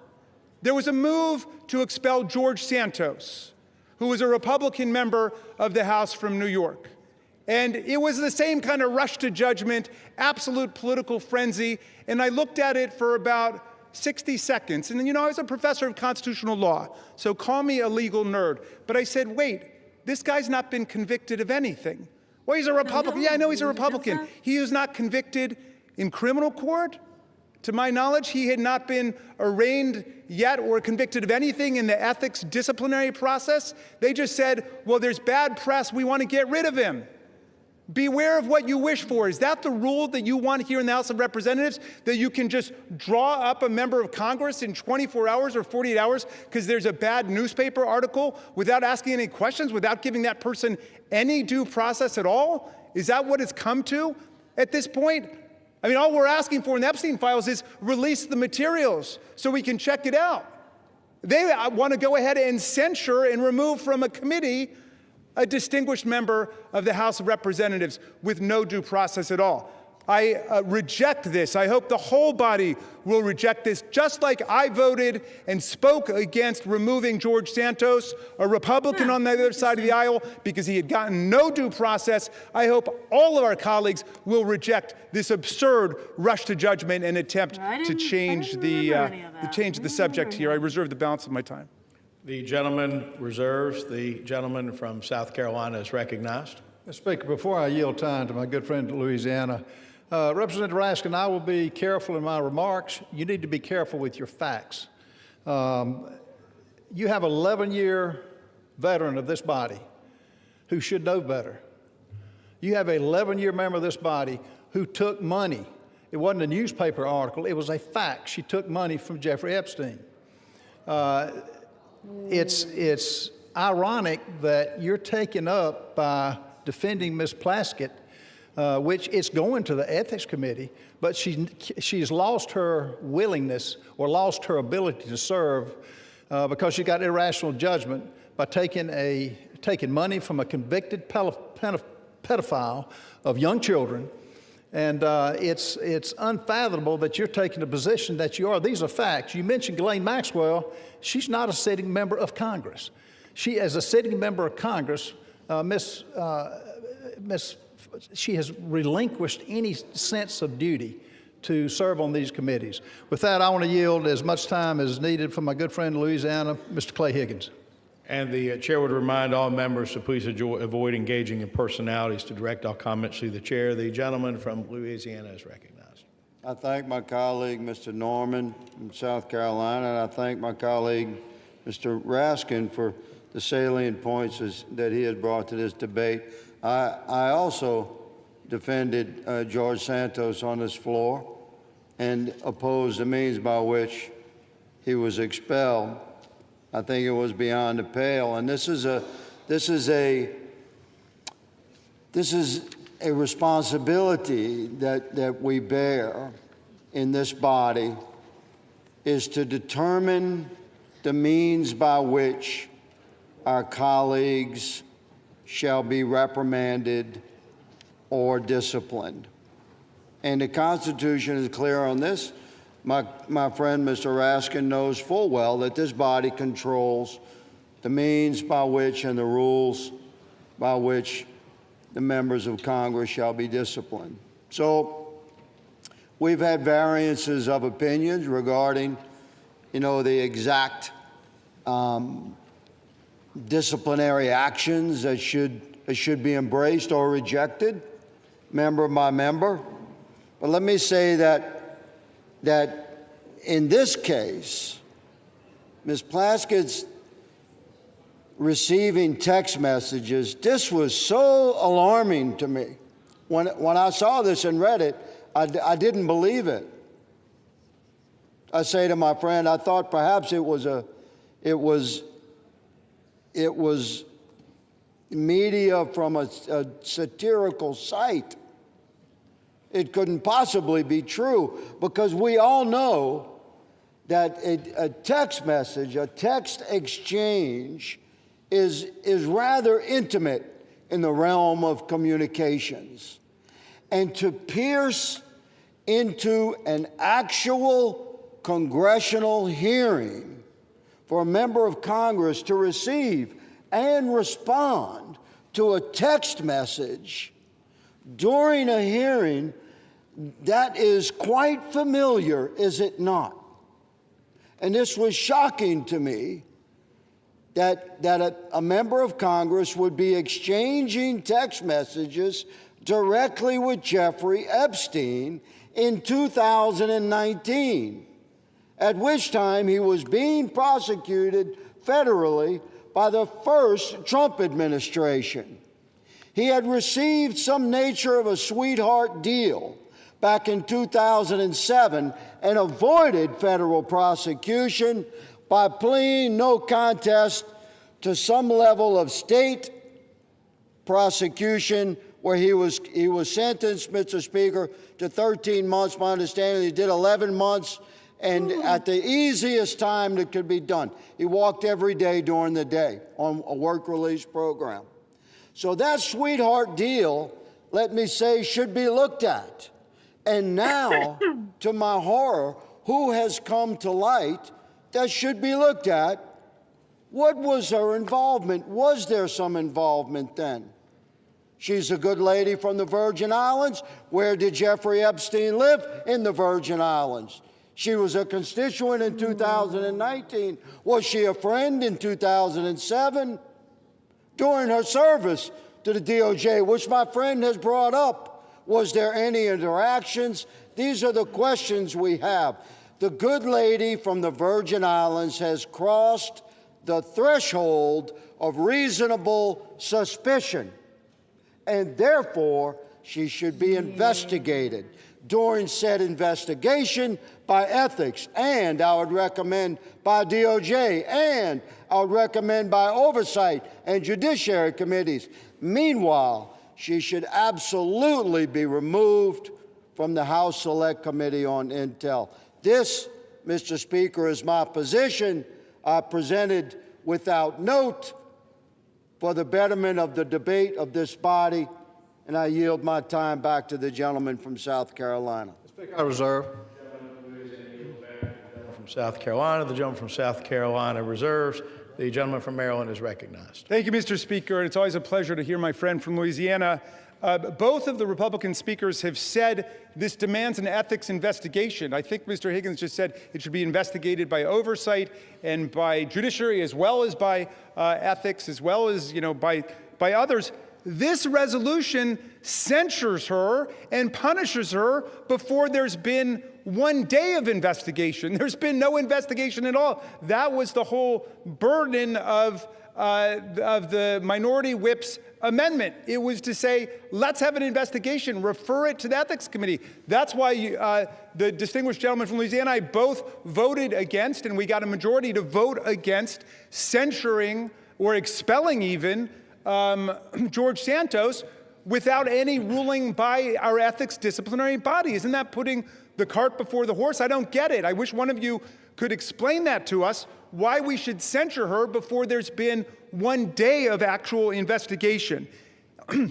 If being on the phone with one of our constituents, even an evil, sinister force like Jeffrey Epstein, and of course, he has said that he considered Donald Trump the most evil person he ever met. He said, without a redeeming bone in his body. So I agree, people can say different things, but Jeffrey Epstein, to me, disgraced himself. But in any event, people want to know, well, what were the contents of that conversation? Why was Ms. Plaskett doing that? I'm sure she's got a good explanation. We're talking about a distinguished lawyer and federal prosecutor who was in the middle of a hearing, which is something that members do all the time, is to talk to people in hearings about different things. But let me ask, if it's now the standard that just to be on a phone call with somebody establishes guilt by association, what about all the members of this body or of the U.S. Senate who were on the phone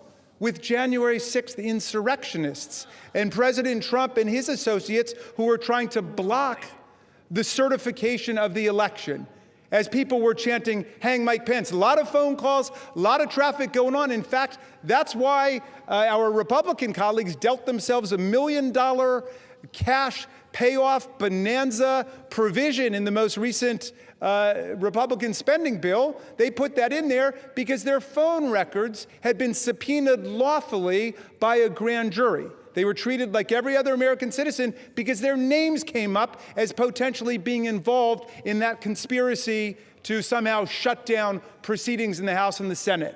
Now, are we saying just because they were on a phone call, they're guilty of something, we should strip them of their committee assignments? We should censure them? Have we gotten to that point? I mean, come on. This is the House of Representatives of the United States of America. Let's stick by the Constitution. Let's stick by due process. Let's go through the rules. I yield 5 minutes to my distinguished colleague from Connecticut, Representative Himes. The gentleman from Connecticut is recognized. Thank you, Mr. Speaker, and I thank the gentleman from Maryland. I'm not going to speak today about Jeffrey Epstein or January 6th. I'm going to confine my remarks to two things that I know about. And I'm going to take a deep breath right now, because to stand here and to have to listen to the gentleman from Louisiana in the guise of just asking questions besmirch one of the finest members I have had the honor of serving with, Oh my gosh. I would think would offend the sensibility fake of anybody in this chamber. But I'm going to limit my remarks to two things I know very well. Number one, the House Permanent Select Committee on Intelligence and what we need to do to preserve that very special environment. And number two, the character of Delegate Stacey Plaskett. On HPSCI, I've served for 10 years. And with Chairman Turner and now with Chairman Crawford, we have fought for that decade to keep the Select Committee on Intelligence immunized from the sewage that flows through this chamber, the partisan attacks, the hideousness. And by and large, we've been pretty successful, with one exception, when that committee got involved in the political investigation around Ukraine in the first Trump administration. Every single day, the leaders of that committee work hard, establish friendships, and do the work we need to do to make sure that the toxicity and the sewage that we're hearing right now don't impinge the critical work of making sure that our intelligence communities are keeping Americans safe and not violating civil liberties and not doing things inconsistent with the desires and character of the American people. This effort, put forward by a bunch of people who haven't served on that committee and who have no idea the comity and the grace with which that committee serves. You, sirs, will hurt this committee badly. And I expect every Republican on the Intelligence Committee, and I'll say it again, I expect every Republican on the Intelligence Committee who know Ms. Plaskett and who know the committee to vote no on the idea that without evidence and without due process, Ms. Plaskett should be removed from that very special committee. This resolution would strike a devastating blow to HPSCI's ability to work effectively by removing a member in good standing based on a newspaper article about texts.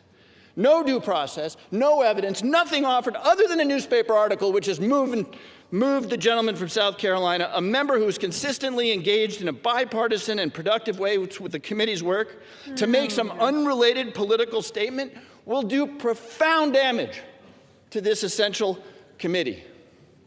Now, let me just talk for a moment about Ms. Plaskett. I've served in this institution for 17 years, longer, I think, than most people in this chamber. And I have not had the honor of serving with somebody with the integrity and the commitment and the hard-working bona fides as Ms. Plaskett. We can argue about the wisdom or the judgment associated with those texts. I'm told that apparently Mr. Epstein was a constituent.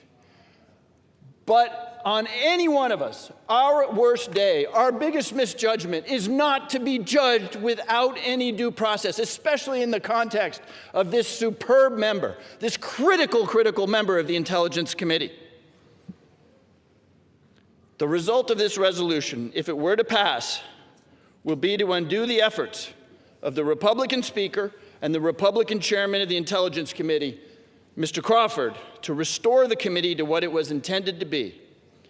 And while the bill for that decision won't come due immediately, it will come due over time in the form of a less accountable and less effective intelligence community with less effective oversight for Congress. So I don't expect the gentlemen who have offered this up to back down now, but I do expect every single member of the Intelligence Committee that elect those few who understand what it is we need to do to close the door on the flow of partisan sewage, which we see now threatening the critical work that we do. Vote no on this appalling resolution. I yield back. We reserve. The gentleman from Connecticut yields back to the gentleman from Maryland. The gentleman from Maryland reserves. The gentleman from South Carolina is recognized. Mr. Speaker, can I inquire about how much time we have left? 2.5 minutes. 2.5 minutes? 22 and a half 22 minutes. and a half minutes. Yes, sir.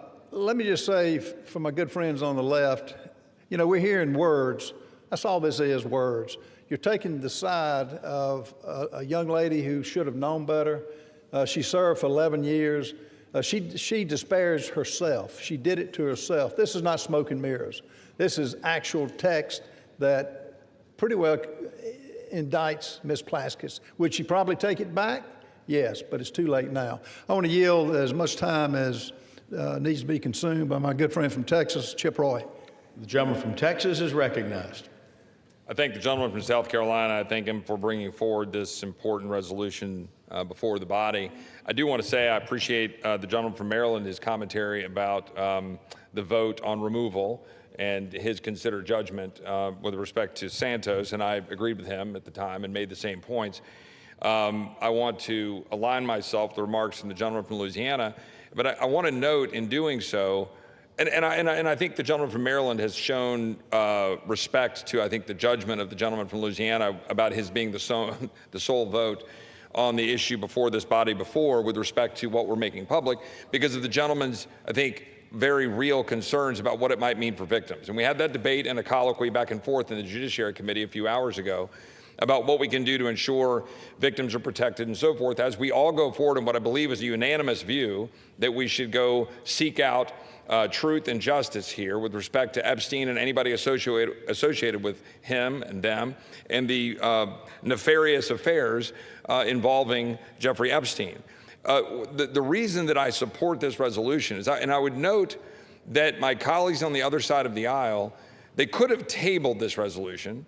They chose not to table it. They chose to refer it, which suggests to me that there's a recognition that something here is not particularly good, that we've got a sitting member, in this case the delegate from the U.S. Virgin Islands, who was sitting in the Oversight Committee.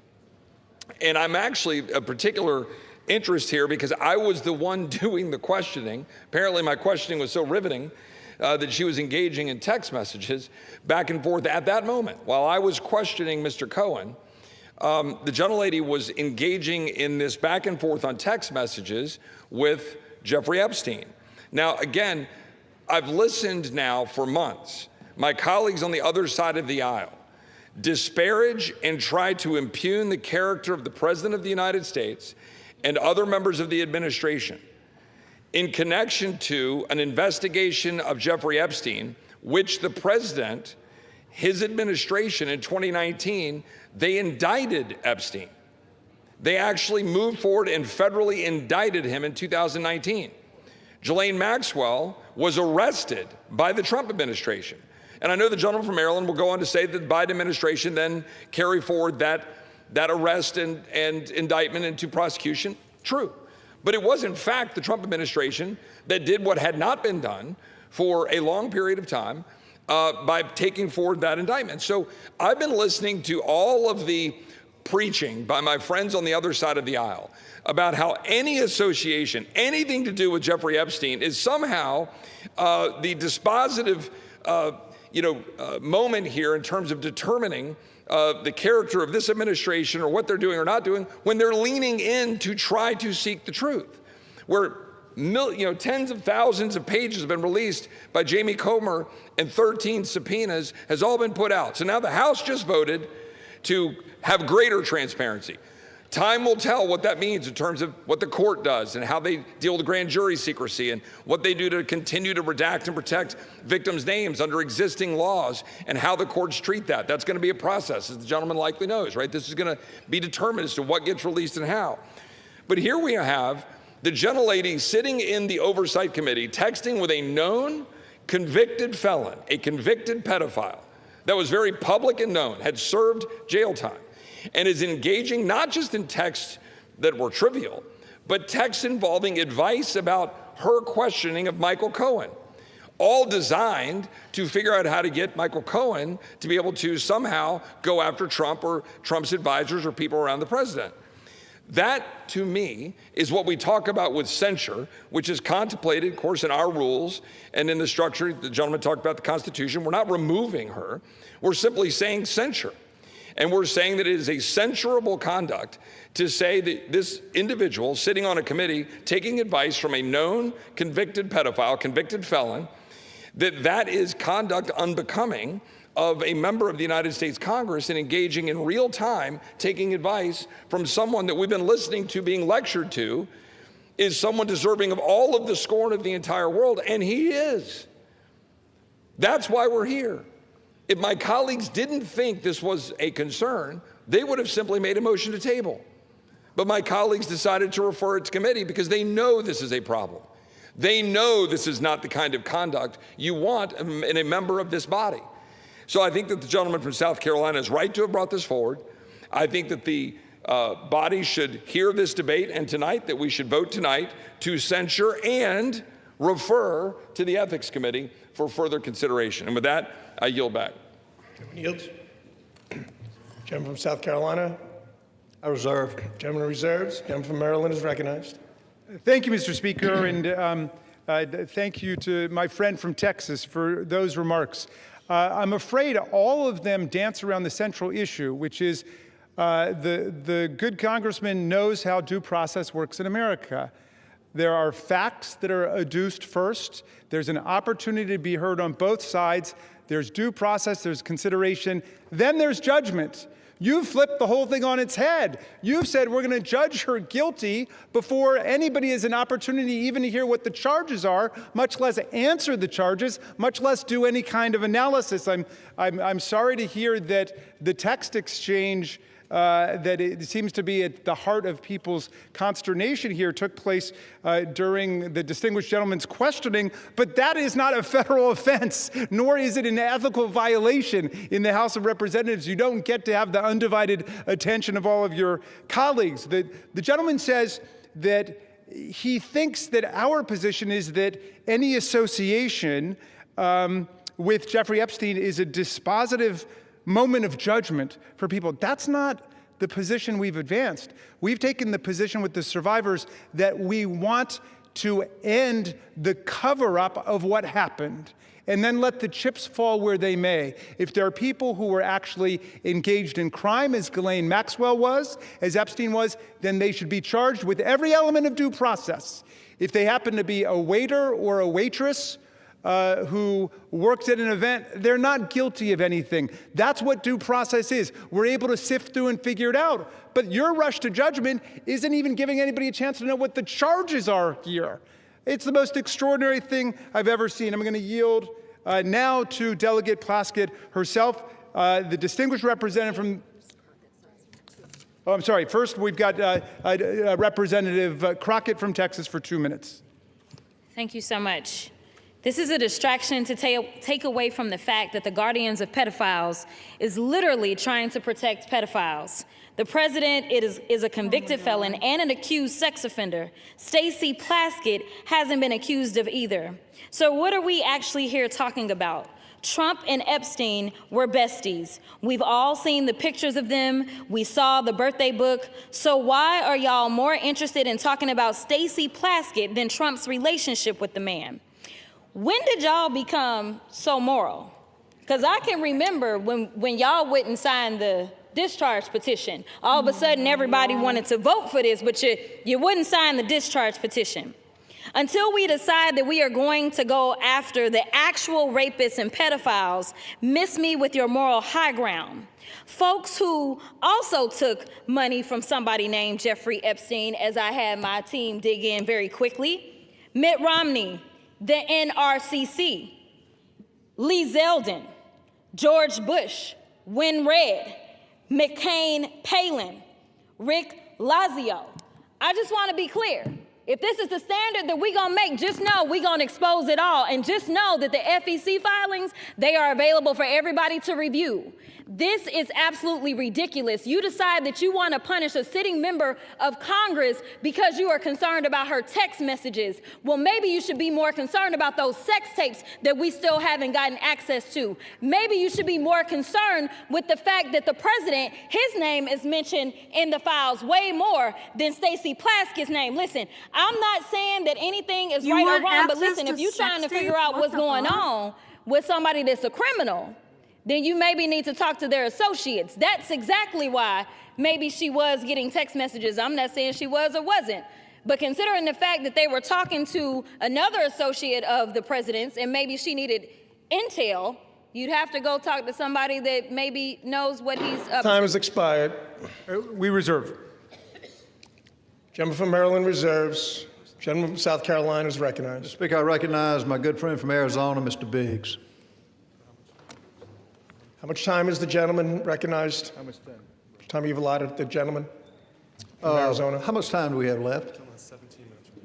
The gentleman has 17 minutes remaining. As much time as the gentleman may consume. Gentleman is recognized. Thank you, Mr. Speaker. Thank you, Mr. Norman. Thank you for raising this issue. This is, to me, this is an interesting issue because I'm hearing the argument is coming at us and it says, well, you know, there's no due process. Well, debate is a part of due process. That's part of what. That's part of due process, is to have this debate. You get to stand up, get to defend, and get to raise your issues. And you chose to take it back to committee, which, as Mr. Roy said, that kind of indicates that maybe you know that there's something that's not great about this. So I'm looking at this, and here's at least one of the exchanges that seems to have taken place, and maybe we'll hear some comment about it. That'd be good. You can make some comment about it. But in this exchange, Mr. Epstein sent a text message to the gentlelady from the Virgin Islands, and this is the quote. He brings up Rona, keeper of the secrets, and who's he referring to? Rona Graff. That's a Trump assistant. And Plaskett responds, Rona, ? Quick, I'm up next. Is that an acronym? So she wants to know what Mr. Epstein wants her to talk about.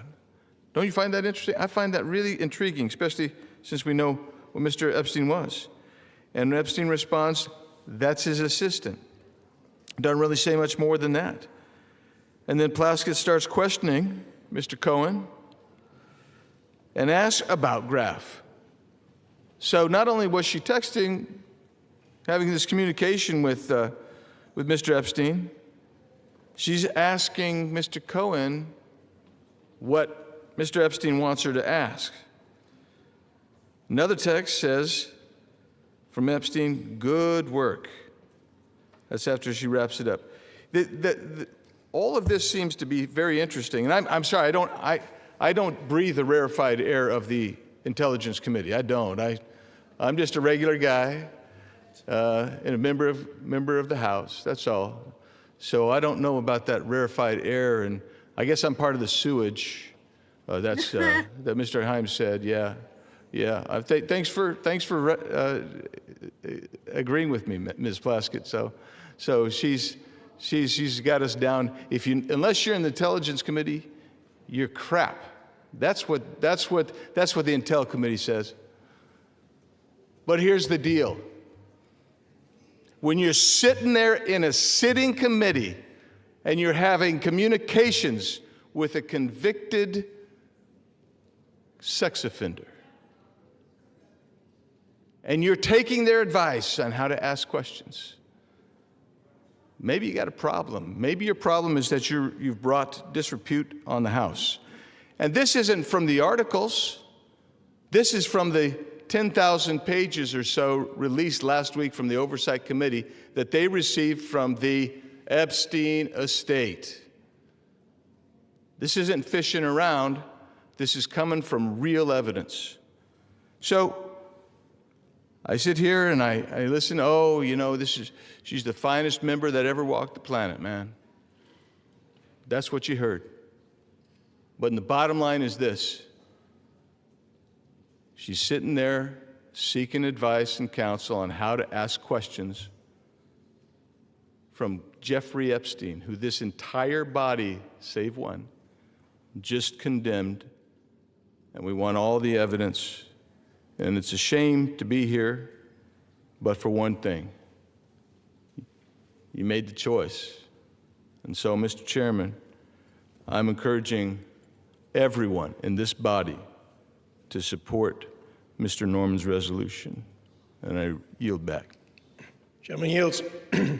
Speaker, I reserve. Gentleman of South Carolina reserves. The members are reminded to direct their commentary to the chair. Before I recognize the gentleman from Maryland, please remind yourself, as well as the members, to refrain from engaging in personalities towards the president. Does the gentleman seek recognition? Yes, I do. Gentleman is recognized. Thank you very much. I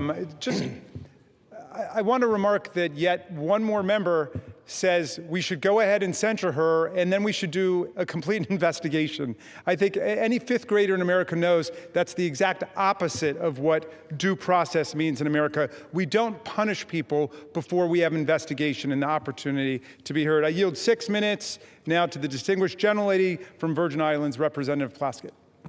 Thank you so much to Mr. Raskin, to my former professor in law school, and I want to address the body.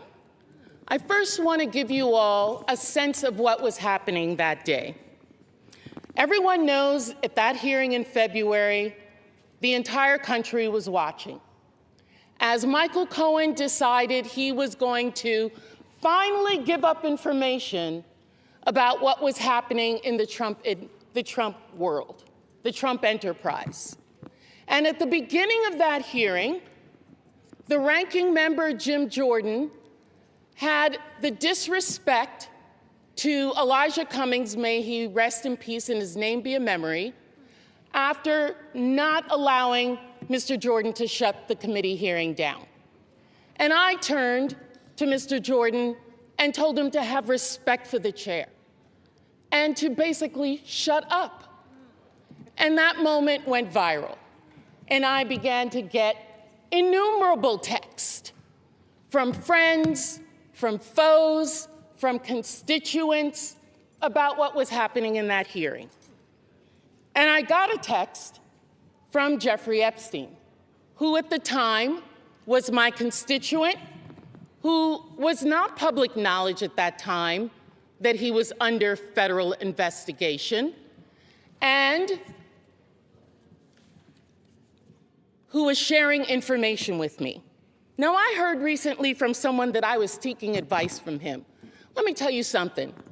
I don't need to get advice on how to question anybody from any individual. I have been a lawyer for 30 years. I have been a narcotics prosecutor in New York City. I have had the honor of being a political appointee at the Justice Department after September 11th as a Republican appointee in the Bush administration. I know how to question individuals. I know how to seek information. I have sought information from confidential informants, from murderers, from other individuals, because I want the truth, not because I need them to tell me what to say. And if you look at the transcript, you will see that I questioned Michael Cohen for 5 minutes. The Washington Post only shows you 30 seconds and takes from it one individual's name that I got from Jeffrey Epstein and didn't know who the individual was, and put that individual with a host of other individuals that I felt the committee should subpoena. They've never been subpoenaed. They've never been questioned. Because at the end of the day, I know that in the Trump administration and with my colleagues over there, it's not about sexual assault. It's not about support of victims. It's about money. It is about money. I have consistently stood against sexual violence and the exploitation of women and children in previous careers as well as here in this body. We all know that Jeffrey Epstein's actions were absolutely reprehensible. As a constituent, as an individual who gave donations to me, when I learned of the extent of his actions after his investigation, I gave that money to women's organizations in my community. Not back to him, but to women in the community who needed that support. That's what I think should have been done, and that's what I did.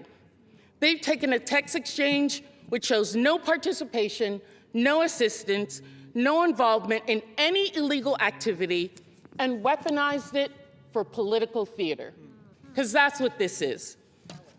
This has been reviewed by federal courts. Any charges, victims who initially had a case against me dismissed it on their own without prejudice. You don't want to talk about what is really happening here. Your attacks on working families, your protection of powerful predators and corporate criminals. You want to talk about texting felons? How often do you text President Donald J. Trump? That's the individual we should be concerned about. And let me tell you this. I am not going to support the wealthy and connected who continue to exploit workers and evade taxes, powerful figures with credible allegations who face no consequences, and corporate interests profiting from human suffering while families struggle. And let me tell the people of the Virgin Islands. Gentleman will state his point of order. The point of order is you may not call the President of the United States a felon. That is a violation. Point of order is under consideration, and we're not going to lose order here either, so please. May I continue? May I continue, Mr. Members Speaker? are, however, reminded to refrain, as mentioned a little while ago, from making personality commentary towards the president. The point of order is not timely, so the gentlelady is recognized. Thank you, Mr. Speaker. What is happening here? I feel sorry for my colleagues. I feel sorry for this body. I see members coming and speaking against me who I've never even had a conversation with. You don't know me. You don't know the work that I've done.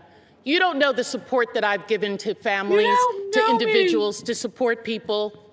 I worked a full-time job with children under the age of 5, going to school, law school at night. Do you think I would risk my law degree for any individual? Never mind a reprehensible individual by Jeffrey Epstein, I would not. But what I'm about is the truth. And let me tell the people of the Virgin Islands, this attempt at intimidation will pass. We in the Virgin Islands do not back down from a fight. That is how we won our freedom, and that is how we will continue to grow our equality. And if you censure me, take away a committee, I will still do the work because I am here to support people and to support this great Constitution, which I have sworn numerous times to uphold. We reserve, and I thank the Lady. lady. The gentleman reserves. Gentleman from South Carolina is recognized. Mr. Speaker, before I recognize Mr. Clyde, let me just say, Ms. Plasky, I don't know you. My overall impression of you has been good.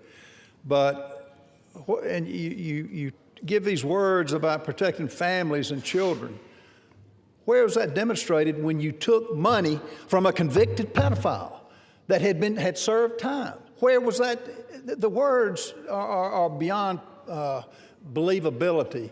And I think you're a nice person, but you missed the boat when you took money. I've got the mic now. You lost your I don't know the word to describe it, but what you did, you deserve to come off the committees. And let me remind you, we want this to go to the Ethics Commission. And to those listening, the Ethics Commission is 5 Democrats and 5 Republicans. Let them find it. But in the meantime, you do not deserve to serve on a committee with national clearance. And I would like now. Will be reminded again to direct their commentary to the chair. Mr. Speaker, I would like to recognize my good friend from Georgia, Mr. Andrew Clyde. How much time is the gentleman shall I recognize him? How much time is left? You have 11 and a half minutes remaining. 5 minutes. Gentleman's recognized for 5 minutes. I thank the gentleman for yielding. My good friend, Mr. Norman from South Carolina. Mr. Speaker, I rise today in support of this resolution censuring and condemning Delegate Stacey Plaskett of the U.S. Virgin Islands for inappropriate coordination with convicted sex offender Jeffrey Epstein during a congressional hearing, and removing Delegate Plaskett from the Permanent Select Committee on Intelligence and referring her to the Ethics Committee for further investigation. After 4 years of silence on this matter, not a peep during the entire Biden administration, let me repeat that, after 4 years of silence on this matter about Jeffrey Epstein, House Democrats are now demanding transparency and accountability surrounding Jeffrey Epstein and his associates. While their fake outrage is clearly just another disgusting attempt to smear President Trump, House Republicans are taking this matter seriously and are working toward delivering the much-needed transparency and accountability that the American people deserve. This resolution is accountability, page 1. During the House Oversight Committee's ongoing investigation into Jeffrey Epstein, emails obtained by a congressional subpoena, that's right, it was the congressional subpoena by the House Oversight Committee, not the discharge petition that just got voted on, but this was the Oversight Committee's congressional subpoena, has brought to light that in 2019, Delegate Stacey Plaskett coordinated her line of questioning with Jeffrey Epstein in real time over text messages during an Oversight Committee hearing featuring testimony from Michael Cohen. Now, who is Michael Cohen? Michael Cohen was the disgraced former attorney of President Donald Trump. She was asking input from Jeffrey Epstein on how to best question Cohen, and Cohen was himself at that time a convicted felon from 2018. So now that Republicans are exposing Democrat ties to Jeffrey Epstein and his vile crimes, the other side of the aisle has flipped. They apparently no longer want transparency or accountability. Why? Because they don't want the truth. They want to weaponize a serious matter into a distraction, all in an attempt to take down President Trump and to hurt his administration and what he's doing to make America great again. The actions taken by Delegate Plaskett reflect poorly on the House, and this body needs to hold her accountable. I urge all of my colleagues to vote to adopt this resolution to show the American people that those who colluded with Mr. Epstein, including members of the House, will be held accountable, and this resolution is the beginning of that. I thank you, and I yield back. Gentleman yields. To the chair. Mr. Speaker, I reserve. Gentleman from South Carolina reserves. Gentleman from Maryland is recognized. Proud to yield 1 minute to the distinguished Minority Leader, Hakeem Jeffries. The Minority Leader is recognized. Thank you, Mr. Speaker. I thank the distinguished gentleman, my good friend from the great state of Maryland, the ranking Democrat on the Judiciary Committee, for yielding. I rise today in strong opposition. This resolution, this effort to censure Delegate Plaskett, to rip away her membership on the Intel Committee, is nothing more than a political stunt by a desperate, failed candidate for governor, trying to pander to the people back in South Carolina. Nothing more than that. You want to make the statement about who's brought disgrace to the House? The actions of this House Republican majority have brought disgrace to the House of Representatives from day one of this presidency. Oh, gosh. The reality is, if you want to talk about fealty to the Constitution and things of that nature, the House is a separate and co-equal branch of government. You don't seem to understand that. You functioned from the very beginning of your so-called majority, Mr. Speaker, not as a check and balance on an out-of-control administration, but as a reckless rubber stamp for Donald Trump's extreme agenda, and you are failing the American people. You failed to keep your core promise. Your core promise to the American people was that you were going to lower costs on day one. Costs haven't gone down here in the United States of America. Costs have gone up. The Trump economy is a complete and total failure. It's a disaster. The American people are hurting. And so every week, you come to the House floor now that you've returned from your 7-week taxpayer-funded vacation and come up with another stunt to try to distract the American people. Or perhaps you were ordered by your puppet master, Donald Trump, who wants to distract the American people today, because his effort to suppress the Jeffrey Epstein files has failed spectacularly. We believe in transparency. We believe in accountability. We believe in due process. That's the opposite of what is happening on the floor today. And let me be very clear about Stacey Plaskett. She's a woman of great intelligence and a woman of great integrity.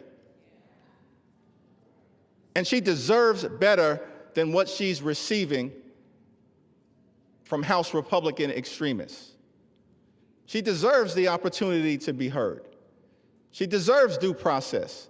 She deserves the ability to make her case, not to be prosecuted by pettifoggers playing lawyer on the floor of the House of Representatives.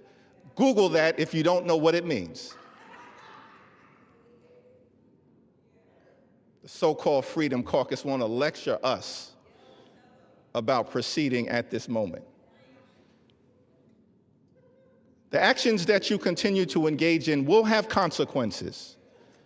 Consequences today, consequences tomorrow, consequences next week, consequences next year, and certainly consequences when the American people throw this House Republican majority out in the aftermath of the election next November. Be very careful about the extreme actions that you continue to engage in. Now, it's extraordinary to me, week after week, censure after censure, and I wonder, is it just coincidence that the last 3 censures we've had on the House floor happen to involve, first, you tried to censure LaMonica MacGyver. And then, Mr. Speaker, Republicans tried to censure Ilhan Omar. And now we're on the floor and you're trying to censure Stacey Plaskett. What is it exactly that those 3 individuals have in common? House Republicans are going to have to answer for the things, the extreme things that you continue to do. And the American people know. This is a phony majority. It's a fake majority. It's not a real majority. Not a real majority. What? Republicans aren't doing anything to make life better for the American people. And that's why we're on the floor right now. There's nothing that House Republicans can do to disgrace Stacey Plaskett because House Republicans continue to disgrace themselves. And so whatever happens later on this evening, the American people will hear from Delegate Plaskett beyond this, making her case. The people of the Virgin Islands, I'm confident, will continue to stand behind her. And we will never be lectured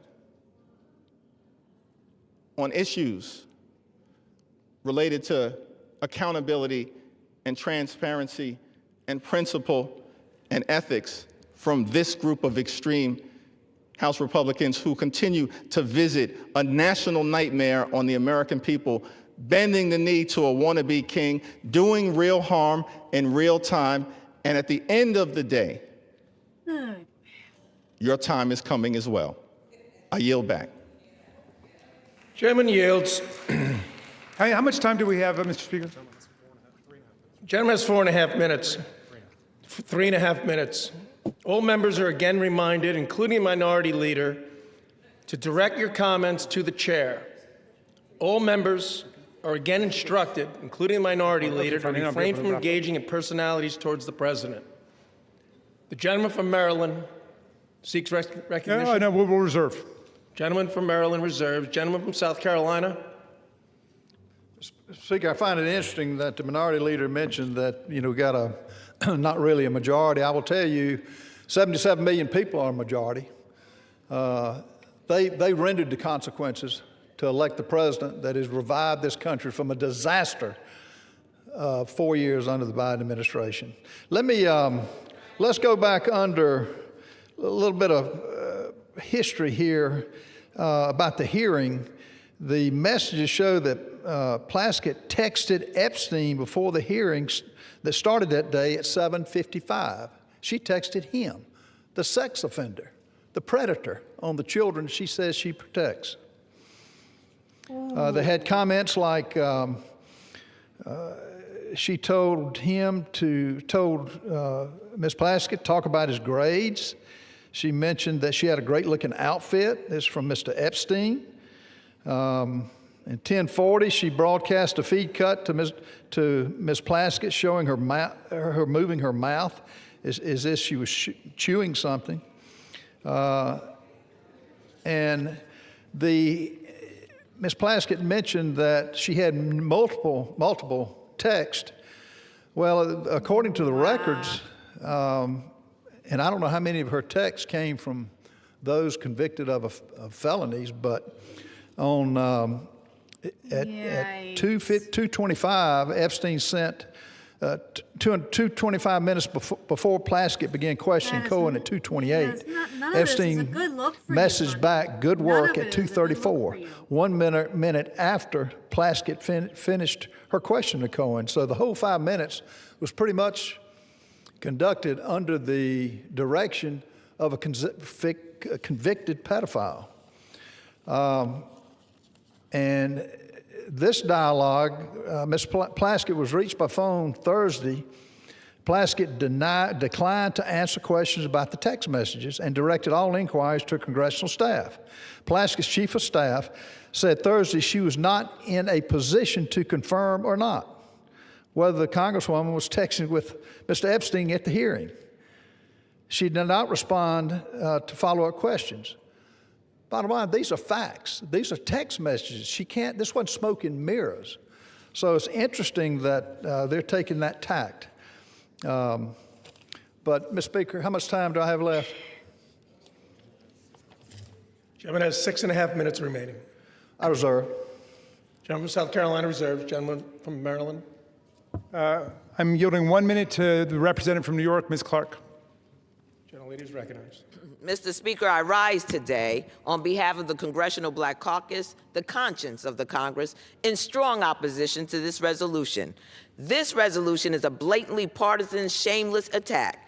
As we sit here today, Donald Trump is still the single person in this country with the authority and the ability to deliver justice to survivors and truth to the American people by just releasing the files. So instead of answering why Donald Trump chooses every single day not to release the Epstein files, they're pointing fingers at this side of the aisle. Mr. Speaker, unlike the president, Congresswoman Stacey Plaskett has committed no crime, violated no rule, and broken no promises. There has been no investigation, no due process, no inquiry into whether the Congresswoman had any connection whatsoever to Epstein's despicable and disgusting criminal conduct.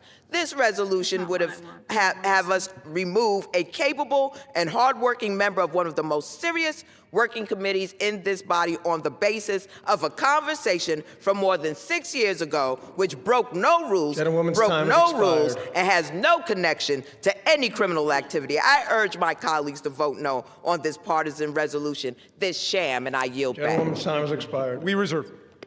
Gentleman from Maryland reserved. Gentleman from South Carolina. Speaker, I reserve. Gentleman from South Carolina reserves. Well, let's do F. And we're prepared to close. It's closed. Yeah, I'm prepared to close. All right. Gentleman from South Carolina is prepared to close. Maryland is recognized. Mr. Speaker, thank you very much. I want to start by addressing the young people who appear to be in the audience this evening, because I'm afraid some of my arguments are lost on some of our colleagues across the aisle suffering from Trump derangement syndrome. It seems to have completely warped their minds today, and they're not thinking clearly about the Constitution or about the rule of law. But the young people here will recognize, if they read this resolution, immediately what's wrong with it, because it's replete with phrases like this, that this one incident that they're referring to raises serious questions about the judgment and the integrity and the fitness to serve. Well, I think that's absurd, but in any event, if you think it raises serious questions, presumably you would want the answers to those questions. But you don't get answers by rushing to judgment and turning the whole process upside down. This resolution starts by saying we censure her, we remove her from committee, and the very next component of it says we direct the Committee on Ethics to conduct an investigation. That is the opposite of due process, and I hope at least future generations will understand that's not how we hold people accountable, whether it's under criminal law, under civil law, or under an ethics process, which they purport to want to be launching here. Again, go back to the George Santos standard. The reason we voted against just hanging him out to dry and censoring him and expelling him is because the process hadn't happened yet. And Democrats and Republicans together did it, but they're thinking in solely partisan terms. Even Matt Gaetz, accused of having sex with a 17-year-old was never censured by the House of Representatives. Even with Speaker McCarthy and others condemning him for what he did, we did not censure him.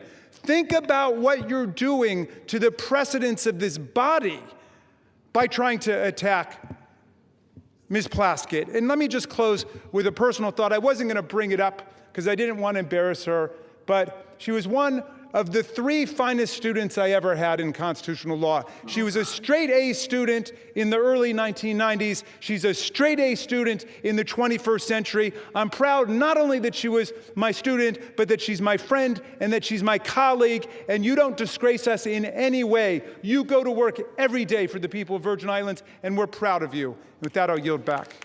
Gentleman yields. Gentleman from South Carolina is recognized. Mr. Speaker, I find it interesting that the president is occupying the minds of my good friend on the left rent-free.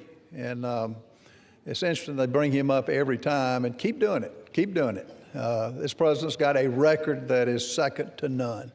And I hope our listeners in the audience can distinguish between just words and babbling on when they reject the facts of what's been presented. Texts don't lie.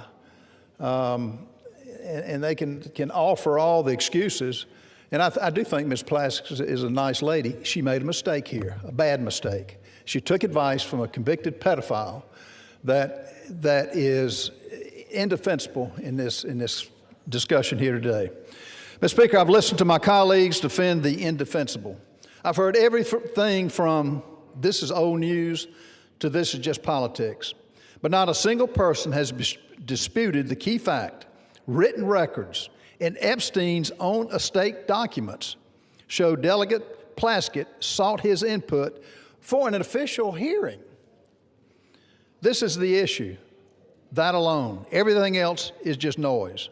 This chamber cannot overlook that a sitting member of Congress coordinated with a convicted sex offender to prepare questions for an official proceeding. Imagine telling the American people that that's acceptable. Imagine explaining to parents all across this country that Congress sees no problem with relying on the counsel of a predator of our innocent children. Some of my colleagues want to blur the edges, soften the facts, or bury this under procedural fog, noise as I call it. But sunlight is the best disinfectant, and accountability is not optional. This resolution is not excessive at all. It is appropriate. It is measured. It is necessary at this time. The question before us is very simple. Do we uphold a minimal standard for ethical conduct, or do we just shrug and say, well, maybe next time? Mr. Speaker, the public deserves better. The House deserves better. The American people deserve better. I urge adoption of this resolution, and I yield the balance of my time. Gentleman yields. Without objection, the previous question is ordered on the resolution. The question is on the adoption of the resolution. Those in favor say aye. Those opposed say no. In the opinion of the chair, the ayes have it. Yeah. Welcome to procedural democracy. For what purpose does the gentleman seek recognition? I request a recorded vote, and I challenge the Speaker's interpretation of the voice vote. Does the gentleman ask for the yeas and nays? I ask for the ayes and the nays. The yeas and nays are requested. Those favoring a vote by the yeas and nays will rise. A sufficient number having risen, the yeas and nays are ordered. Pursuant to Clause 8 of Rule 20, further proceedings on this question will be postponed.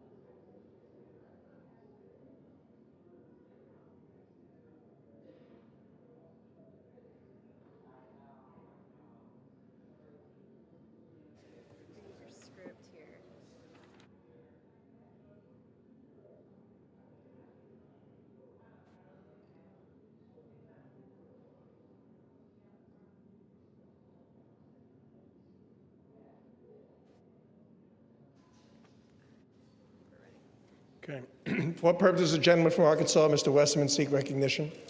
Mr. Speaker, pursuant to House Resolution 879, I call up H.J. Res. 130 and ask for its immediate consideration in the House. The clerk will report the title of the joint resolution. House Joint Resolution 130, Joint Resolution providing for congressional disapproval under Chapter 8 of Title 5 United States Code of the rules submitted by the Bureau of Land Management relating to Buffalo Field Office Record of Decision and Approved Resource Management Plan Amendment. Pursuant to House Resolution 879, the joint resolution is considered read. The joint resolution shall be debatable for 1 hour, equally divided and controlled by the chair and ranking minority member of the Committee on Natural Resources or their respective designees. The gentleman from Arkansas, Mr. Westman, and the gentleman from California, Mr. Huffman, each will control 30 minutes. The chair recognizes the gentleman from Arkansas, Mr. Westerman. Mr. Speaker, I ask unanimous consent that all members have 5 legislative days to revise and extend their remarks and to include extraneous material on H.J. Res. 130. Without objection. Mr. Speaker, I yield myself such time as I may consume. The gentleman is recognized.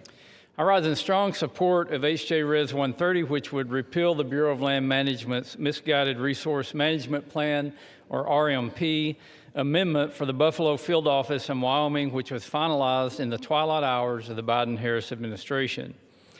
Wyoming's Powder River Basin currently supplies 40% of the nation's coal. The RMP amendment in question effectively halted future federal coal leasing across a region in Wyoming larger than New Jersey and located in the heart of America's coal country. Without repeal, the RMP amendment will end coal production in the region entirely by 2041 and close 12 active mines. The RMP amendment is a death blow to America's energy security, Wyoming's workers, and the economic backbone of the state itself. It is projected that U.S. electricity demand will grow by as much as 128 gigawatts through 2029, and global energy demand is expected to double by 2050. Coal is reliable, affordable, and essential to meet the increasing power demands of the AI revolution and advanced manufacturing. The RMP amendment locked up an astonishing 48 billion short tons of coal. That's enough to meet U.S. coal demand for the next 116 years. 92% of Wyoming's coal is exported to other states, helping keep the lights on and utility prices affordable in distant places as far as Texas, Illinois, and my home state of Arkansas. Nationwide, residential electricity prices have increased by 13% since 2022, and overturning misguided policies like this RMP amendment will help make the cost of living more affordable for families across America. It's time to unleash our domestic resources to put this money back into the pockets of American families by repealing the Biden administration's anti-American energy policies. What's more, instead of working with the state, the Biden administration blatantly ignored local opposition at every stage of this process and rammed this RMP amendment through to appease environmental extremists. The Biden administration provided a limited opportunity for public comment or engagement on this RMP amendment. Wyoming's governor, unified congressional delegation, locally elected officials, tribes, and local communities all expressed strong opposition to this plan amendment. The previous administration ignored them all. According to local representatives, it is suspect and disturbing that such a dramatic change to the current land use plan would solicit such little engagement during the public comment period. Campbell and Johnson County commissioners who represent the local communities affected by this plan stated that whatever information they provided to the BLM in this process was, quote, ignored by the federal agency. Overturning the RMP amendment takes power from bureaucrats in Washington, D.C. and returns it to the people of Wyoming. The BLM also ignored tribal input in developing this RMP amendment. The Navajo Transitional Energy Company, which is wholly owned by the Navajo Nation, provided detailed comments opposing this amendment that were all dismissed by the BLM.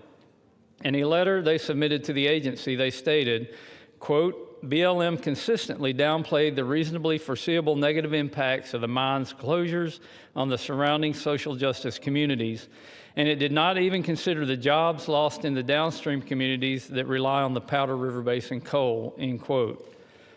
Energy security is national security, and Wyoming's energy industry remains indispensable to ensuring America stays energy dominant. Wyoming's Powder River Basin, with its low sulfur coal, produces the world's cleanest burning coal. We should be focused on exporting this abundant natural resource to our allies abroad. What's going on here?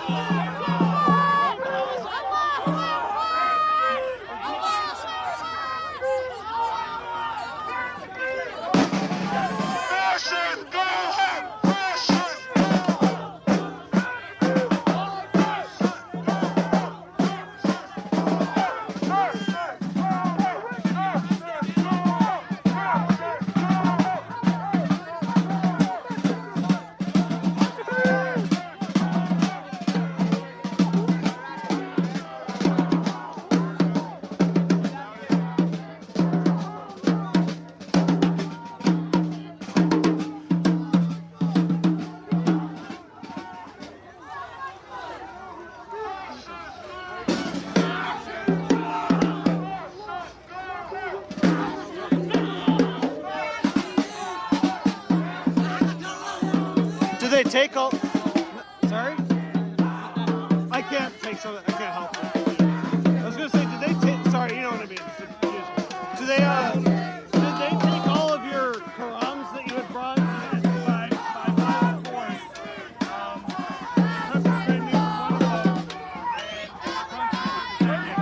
But I got the bacon too!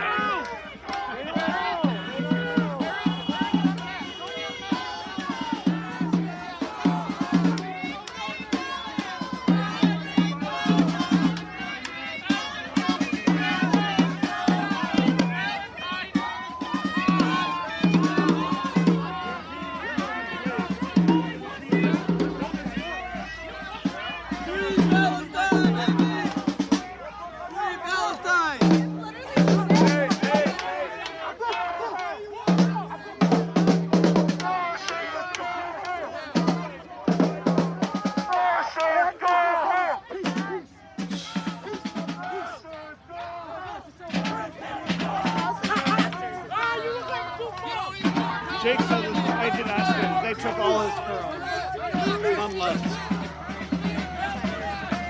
He went, but I still have my bacon.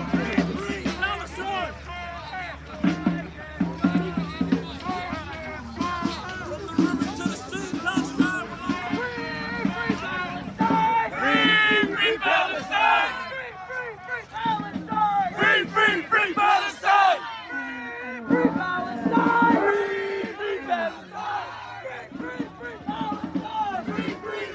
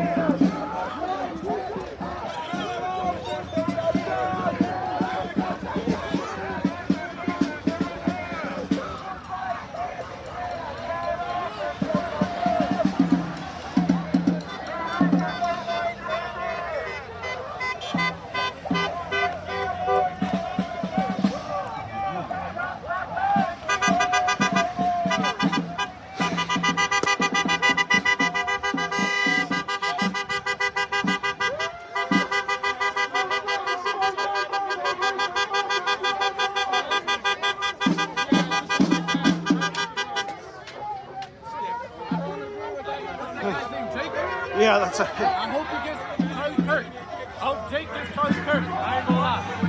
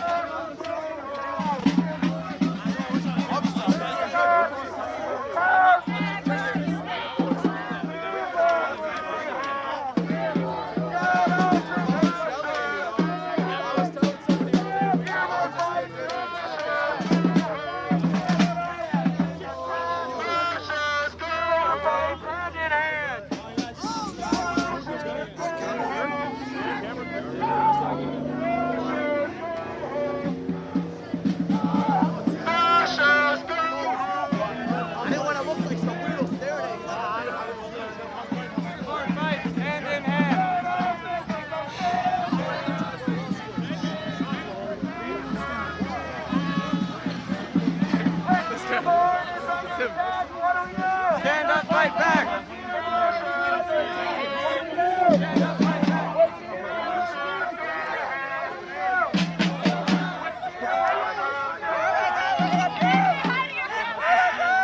Two bitches! I never seen two bitches in my life!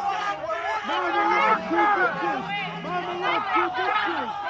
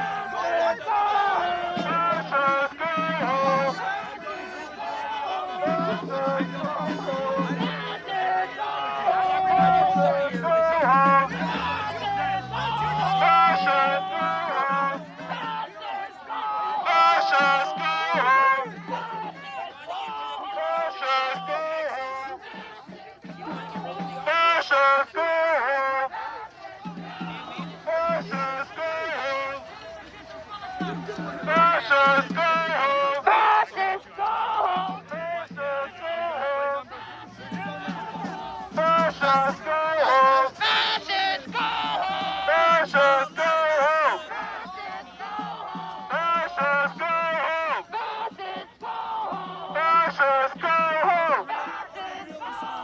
Fascists go home! Fascists go home! Fascists go home! Fascists go home! Fascists go home!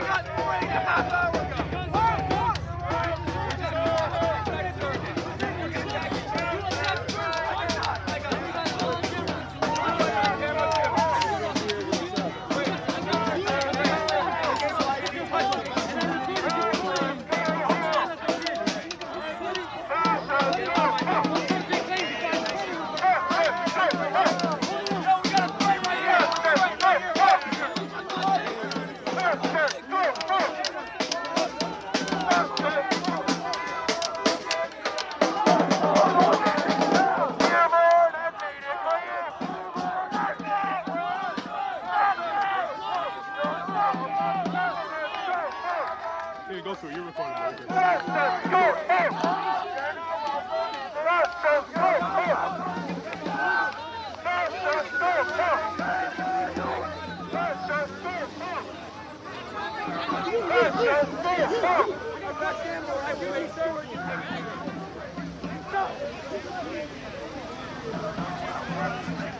It's lying to all of us. So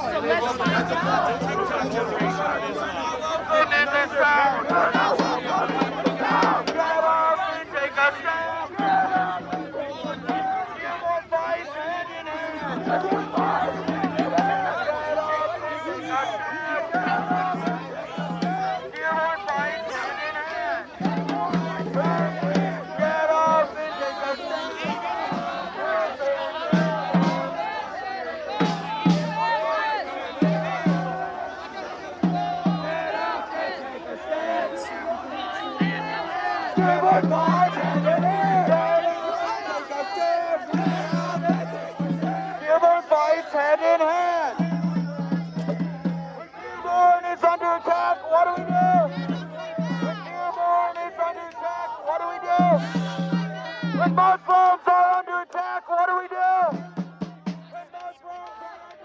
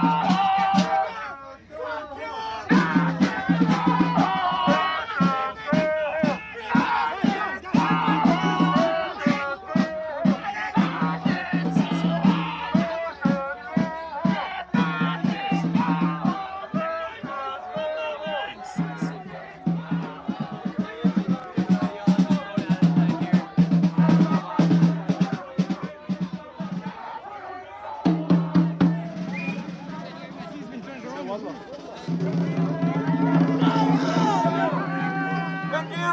is under attack. What do we do?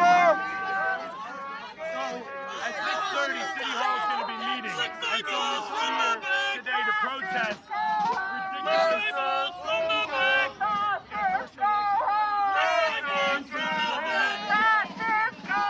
My cock is extended to the back!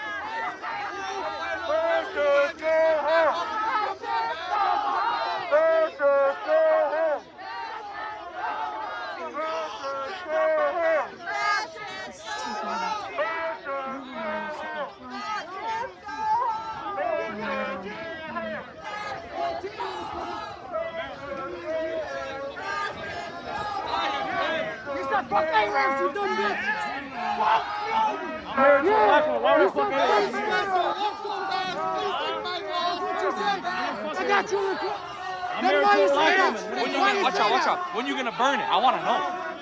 Hey, there we go. I wanna know when you burn it right now. Come on, burn it. Burn it, I'm a fucking burn it.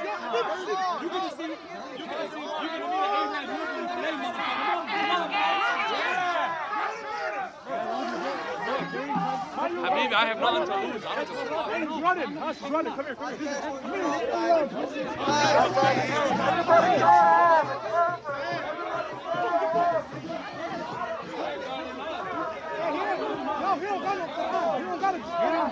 Hey, yo! Sam, what I'm now?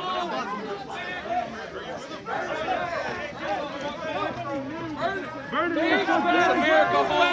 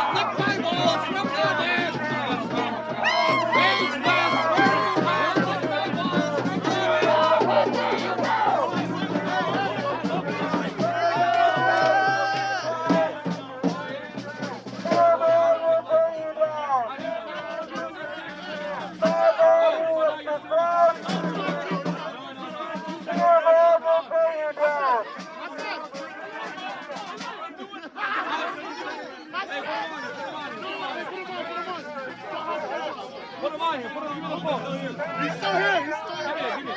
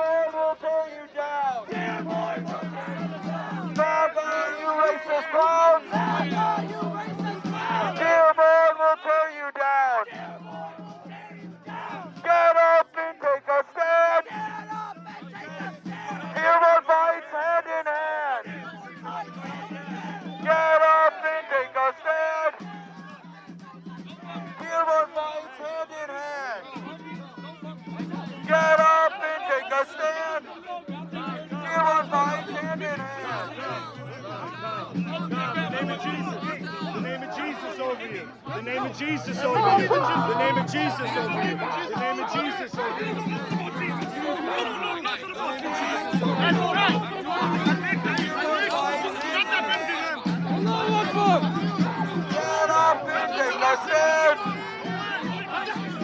Dearborn fights hand in hand. When Dearborn is under attack, what do we do? When Dearborn is under attack, what do we do? When Dearborn is under attack, what do we do? When Dearborn is under attack, what do we do? What do we do? What do we do? What do we do? MAGA, you racist clowns! Dearborn will tear you down! MAGA, you racist clowns! Dearborn will tear you down! MAGA, you racist clowns! Dearborn will tear you down! MAGA, you racist clowns!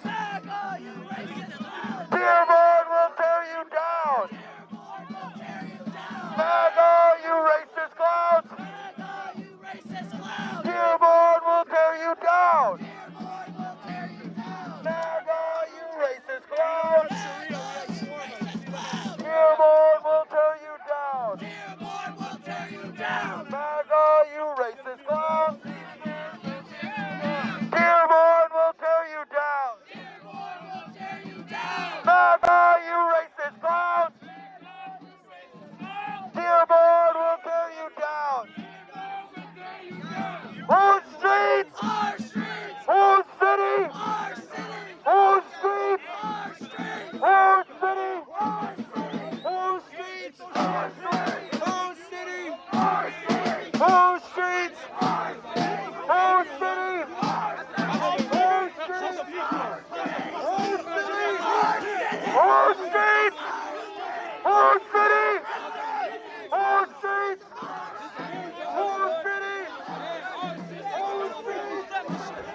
Whose city? Whose streets?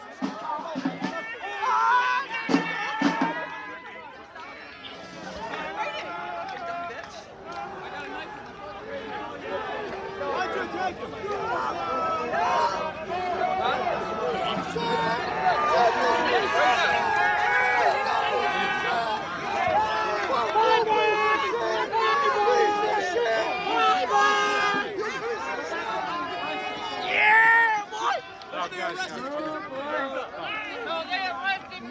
Arrested! I was attacked. Officer, what are you arresting him for? What are you arresting him for? What's the probable cause? What's the probable cause? You have to stay here. What is that car? Bye. You were trying to yeah, there's people throwing, there's person throwing dirt on us. The person's spraying us. We've got maybe Dearborn has made it clear, fascists are not welcome here. Dearborn has made it clear, fascists are not welcome here. Dearborn has made it clear, fascists are not welcome here. Dearborn has made it clear, fascists are not welcome here. Dearborn has made it clear. Dearborn has made it clear. Now they're arresting people. Dearborn has made it clear.